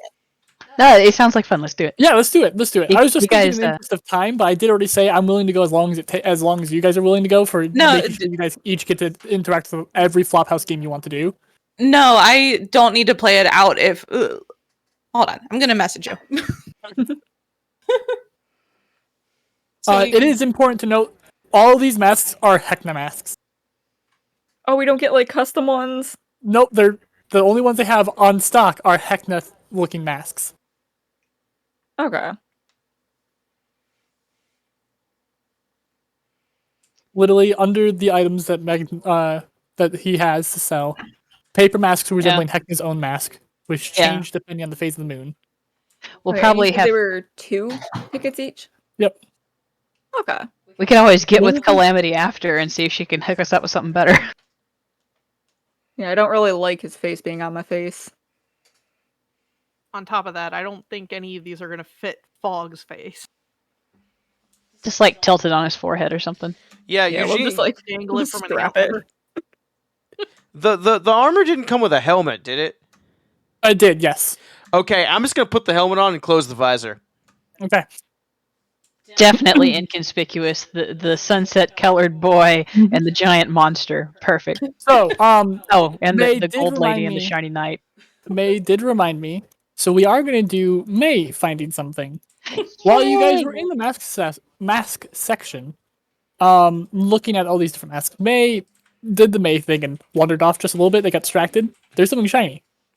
In May, on one of the other shelves nearby, hidden behind a bunch of other items, you do find another mask. Oh, shiny. I look at the price tag. There's no like you can see the string where the price tag was, but it looks ripped off. So you're gonna have to go to the front desk for it. Okay. Take it up to the front desk. Okay. And I like have giant eyes. It's so shiny. How much is this? You see a pair of grubby little hands split the coat to like grab it and show it upwards towards the person at the top, and they go, "What? Where'd you get this? Was it in our shop? Yeah. Guess I'm selling it. Okay. 20 red tickets. What? 20 red tickets. Oh yeah, and I give the 20 tickets and then the tooth as a tip. You watch one of the grubby hands that had split the middle of the coat, accept the tickets and put them away into the coat somewhere, and then they grab the tooth, and then you hear like an excited squealy noise, and then it disappears back into the coat, and then you start to hear an uncomfortable crunching sound. Oh no. Oh, that made my whole body not feel great. I like walk out with the mask. That made one of your teeth hurt. It made one of my teeth hurt. What does the mask look like? So give me just a sec. There is an image for it buried in mine and May's Oh no. things. I feel like you guys have been planning so much and it kind of scares me, but I'm also very excited. You haven't seen my notes to Jas. Jessica's got like a whole library of stuff from all of us, I think. Not me. I don't really have anything to. I was gonna give say, him. actually, only a few of you have sent me a lot of things. I have sent things, oh. but not a lot. I like that though. Don't mind if I just copy this, Ooh. put it in my notes. That is very un-May-like. I am curious. Yeah, it's like not colorful at all. Yep. Why it look like an SCP though? It reminds me of something, but I don't I can't place what it is. BioShock. It reminds me of BioShock. Yeah, a little bit. As like you're all being curious about this mask, May crushes up. It takes her disguise kit and starts painting on like a clown face onto this. Delightful. Let me know the moment May puts on the mask. Okay. She looks at it, inspects her work, shows it to I was gonna say Calamity. Oh, Here's a new best friend. Shows it to Splendor. She's beaming a little bit. I don't know why that reminded me, but you guys do also see some other items of interest on the shelves. Ooh. As you recognize them. Give me just a moment. Curious. If I had known you guys were going to be going to this place, I would have had these on hand. Fine, man, we got time.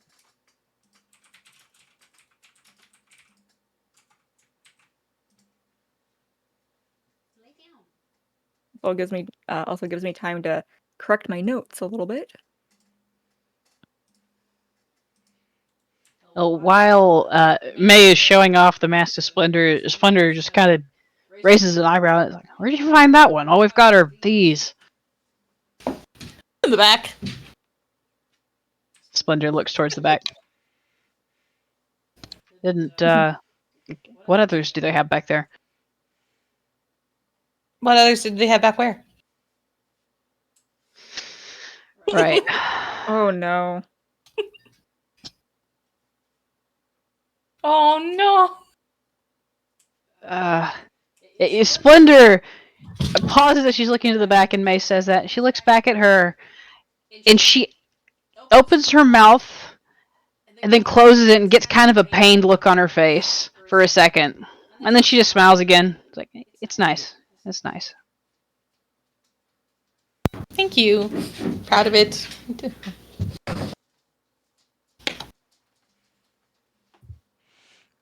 So I have sent the dolls you see into the VC text. Oh, we see. Oh no.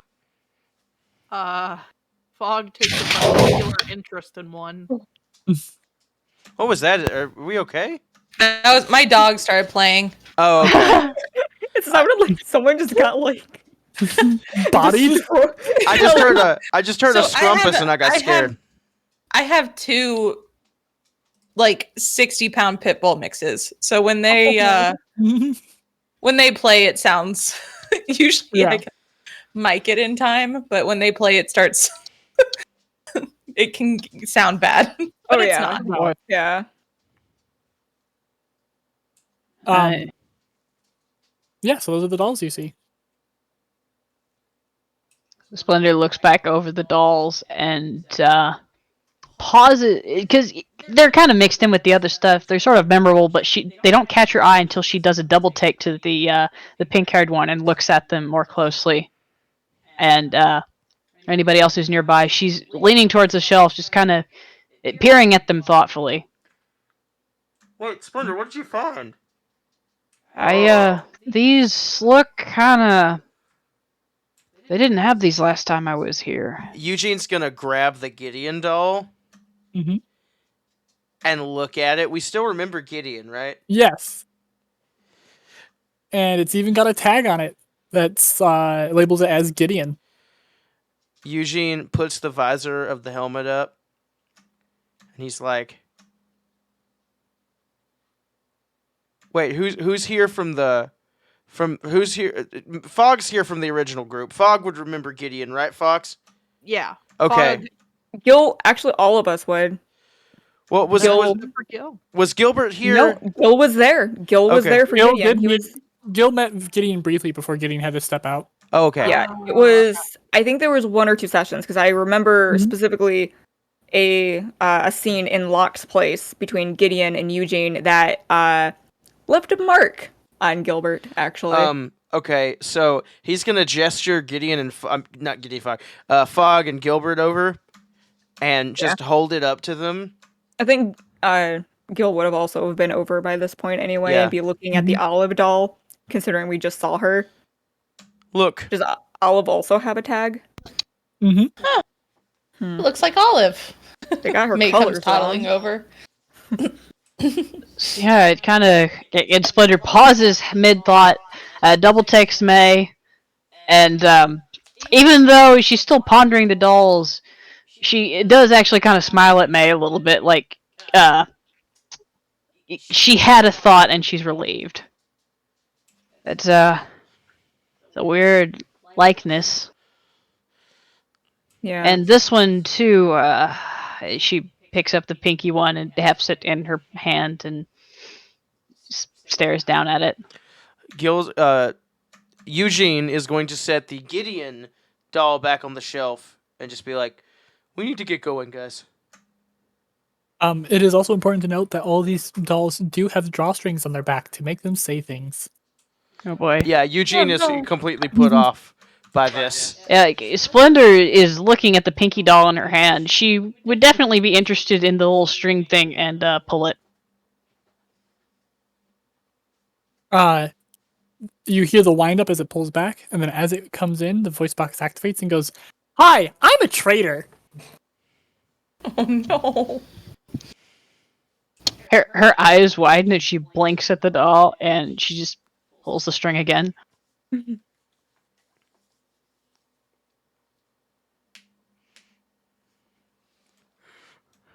There's a snake in my boot. I'm sorry. Can you hear me now? Yeah. Okay, sorry.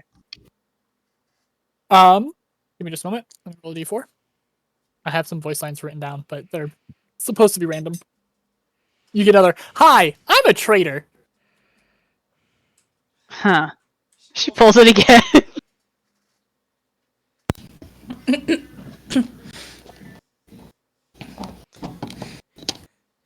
I make poor choices and therefore get punished. You're my favorite deputy. Okay. Well, Huh. Splendor like flips it over in her hand a few times, like pokes at it and puts it back up on the shelf with the Gideon one. 'Cause she saw Gideon on the Heckna one Yes. time, but she never met Gideon. So in this form, I don't think she would recognize it as him. Yep. Did we all see that, by the way? Yeah. Yeah. Okay. Okay. Yeah, Gil would give a long, stern look to the Gideon doll, and then set the Olive doll back on the shelf. They are priced, by the way. Each one is 3 red tickets. Not having that shit on my person. No.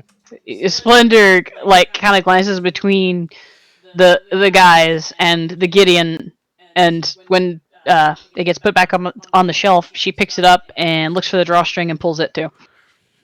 Okay. Pulling the Gideon one, the first one you get is, "I'm grumpy and no fun." Okay, watching that, I'll grab the Olive doll and very gently pull the string as well. You get, "Naivety is great." Beautiful.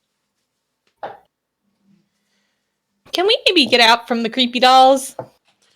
Yeah, that's a little weird. Yeah, we got things. Okay, Okay. cool. Um, And as I, you all, Mhm. And I like slip my mask on, getting ready to go awesome, outside. awesome. Okay. Everyone, the first thing you notice is May stands out in your memory now. Like as if the colors on May are brighter in any memory you form from this point on that involves May. You remember everything she says and every action she takes. Splendor blinks and double takes at May, takes a look around and looks back like she's trying to regain her bearings after a bright light's been turned on. Like, May, are you all right? And May, Yeah. first off, how did we want to rule this with backlogged memories? Do you remember? Like she remembers everything now? I thought it was from when she puts it on forward. Okay. Yes, then we're doing it that way. Yeah. But as this happens, you feel something snap. It's the feeling of something snapping is the best way to describe it. There's some kind of connection that you've had with you for as long as you can remember, which to be fair is not very long, but you feel like this has been around for a while, even beyond what your very short memory can pull on. And suddenly a deal is broken. And someone knows. What? Pardon me? Mayor. What? Excuse me Yeah. while I just write all this down. Splendor doesn't.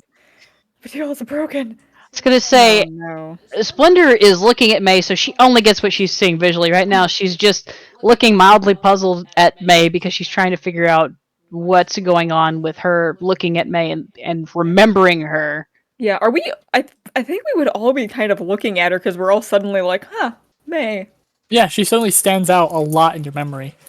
Like, it's just the memories that we have of her, right? Like Of her nothing... from this point on, but memories are constantly being formed, even if you're currently living in them in the moment. So like she just kind of stands out like in your head now. Okay, so she's like at the forefront of her thoughts now.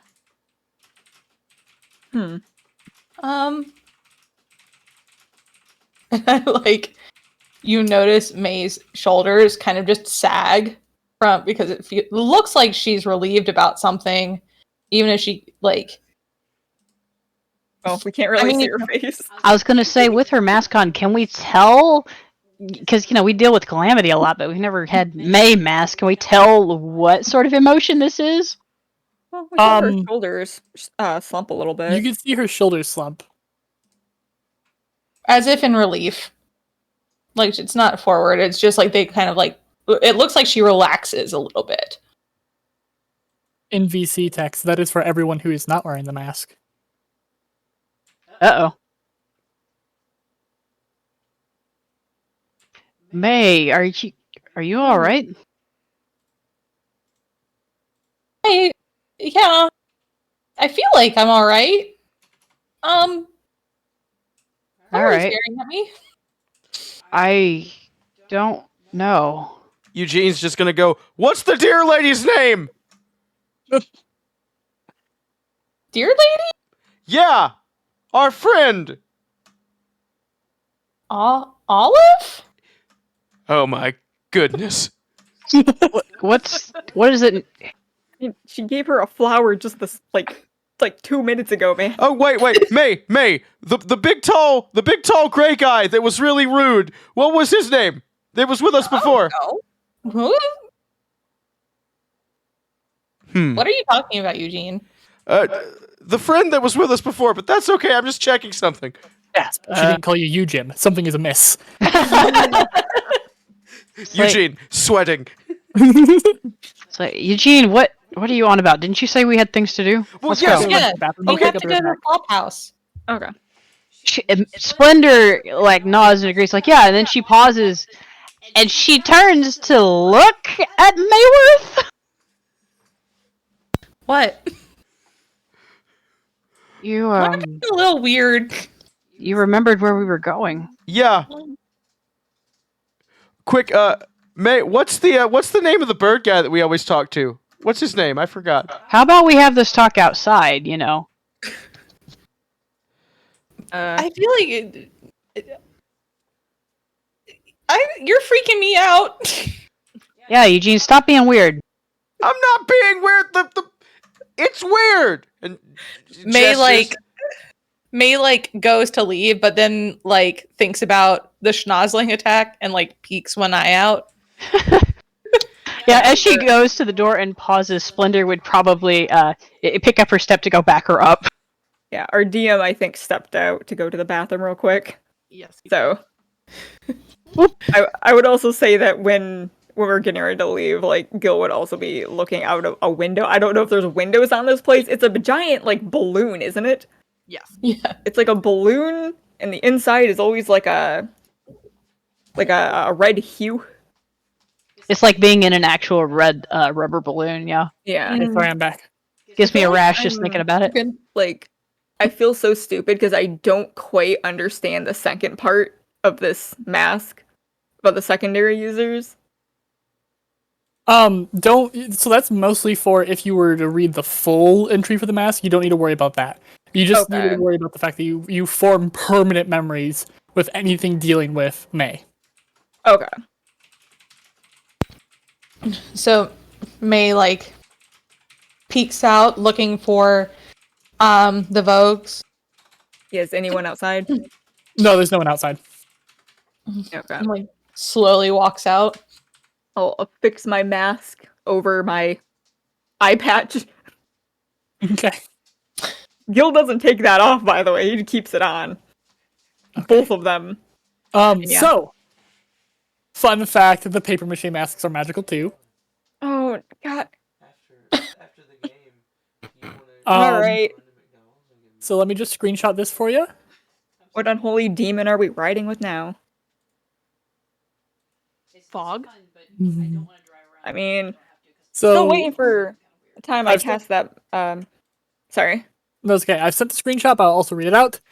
The paper masks resemble Heckna's own masks, which change depending on the phase of the moon. Putting on this mask changes the wearer's voice to sound like Heckna's voice. Each mask has one charge, and when expended, gives the wearer advantage on a charisma check of their choice.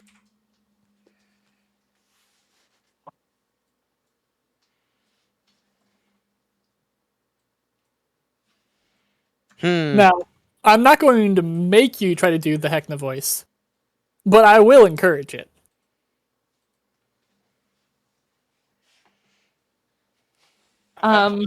Yeah, May goes, okay guys, the coast is clear, we can go.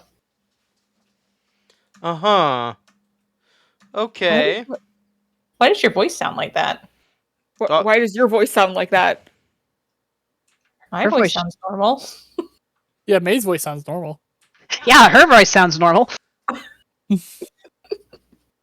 Now I'm wearing my helmet. Oh. I'm not wearing the Yeah, you are wearing your helmet. Oh, Yeah. so I'm the only one wearing it then. Okay. Yeah. Then Gil wouldn't have spoken then. Yeah. Not yet, because no one Okay. else said anything. Your Um, voice sounds funny, Eugene. Has it always sounded that way? It's a little metallic, a little echoey right now. I'm wearing a Fine. helmet. Real makes sense. quickly, we are about to be at the 4-hour mark. This is a natural stopping point, and we could do the casino all of next session, or we can continue pushing and do the casino during this session and run on for a little while. How you guys feeling? I'm down for either way. I can keep going, but if someone feels that they're needing to stop, I'm cool with that too. I'm also good for keep going. Okay. Splendor, how are you feeling? I think that'd be fun. Okay. And Fox? I don't have a problem with either or. Okay. Yes. My other thought that just hit. We are missing a calamity, and Yeah. Beep would be very gay for the person that runs the casino's second floor. That's That's extremely true. Yeah, maybe we wait for the Can we? Beefus. Yeah. We probably should. I kind of still want to futz around because I want to figure out what's going on with May, and I don't know if I can wait 2 weeks. We could always just keep going and just do other stuff. I don't know. I like leaving you guys on a cliffhanger with what's going on with May. A deal has been broken.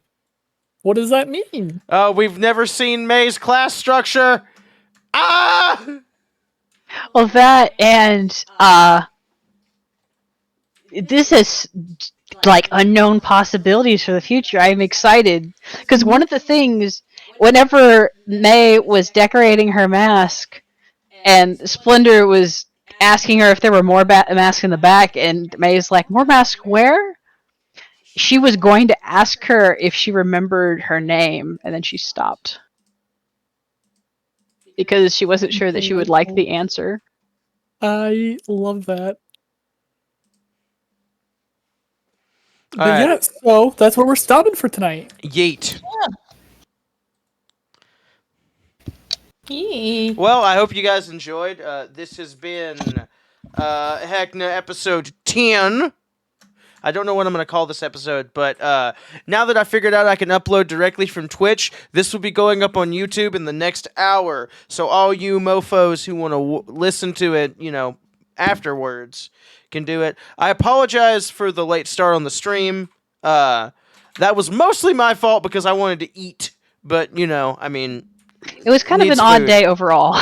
Yeah, it's okay. Yeah, I feel like the session was like, it felt so much shorter. Well, I feel bad actually like doing important story stuff when we're down a person, Yeah. Yeah. So hopefully, divine beings willing, we will have everyone next Saturday. Well, Saturday after Oh next. god, 2 more weeks. Yeah. 2 more. Oh my I god. should Yeah. bring up Yeah. right now that 2 weeks from Mhm. now is Christmas. Yeah, Day. it's Christmas Day. Ooh. Could So- we do the 26th? Question mark? Give me just a moment to check something. Because I will definitely not be able to do Christmas. Yeah, we had Would like, 26th work for everyone. That worked for me. yeah, any day pretty much works for me. Okay. As long as it's in the evening on the 26th is a Sunday, right? Yeah. Yes. Then it shouldn't matter for me. At Check- the time. check with- it'd be our normal start time, just the 26th instead. Yeah. Check with Beppus. Yep. I'll shoot Beep a message. They haven't responded to the other messages or something yet, so They're probably asleep. yeah. All right. Well, we will catch you guys later. Keep an ear to the ground on the Discord for more D&D stuff because I may or may not be running something next week, depending on how stuff goes. So, yeah. Yeah. Yay. Everybody say bye. We're gonna go. Bye. Bye. Bye.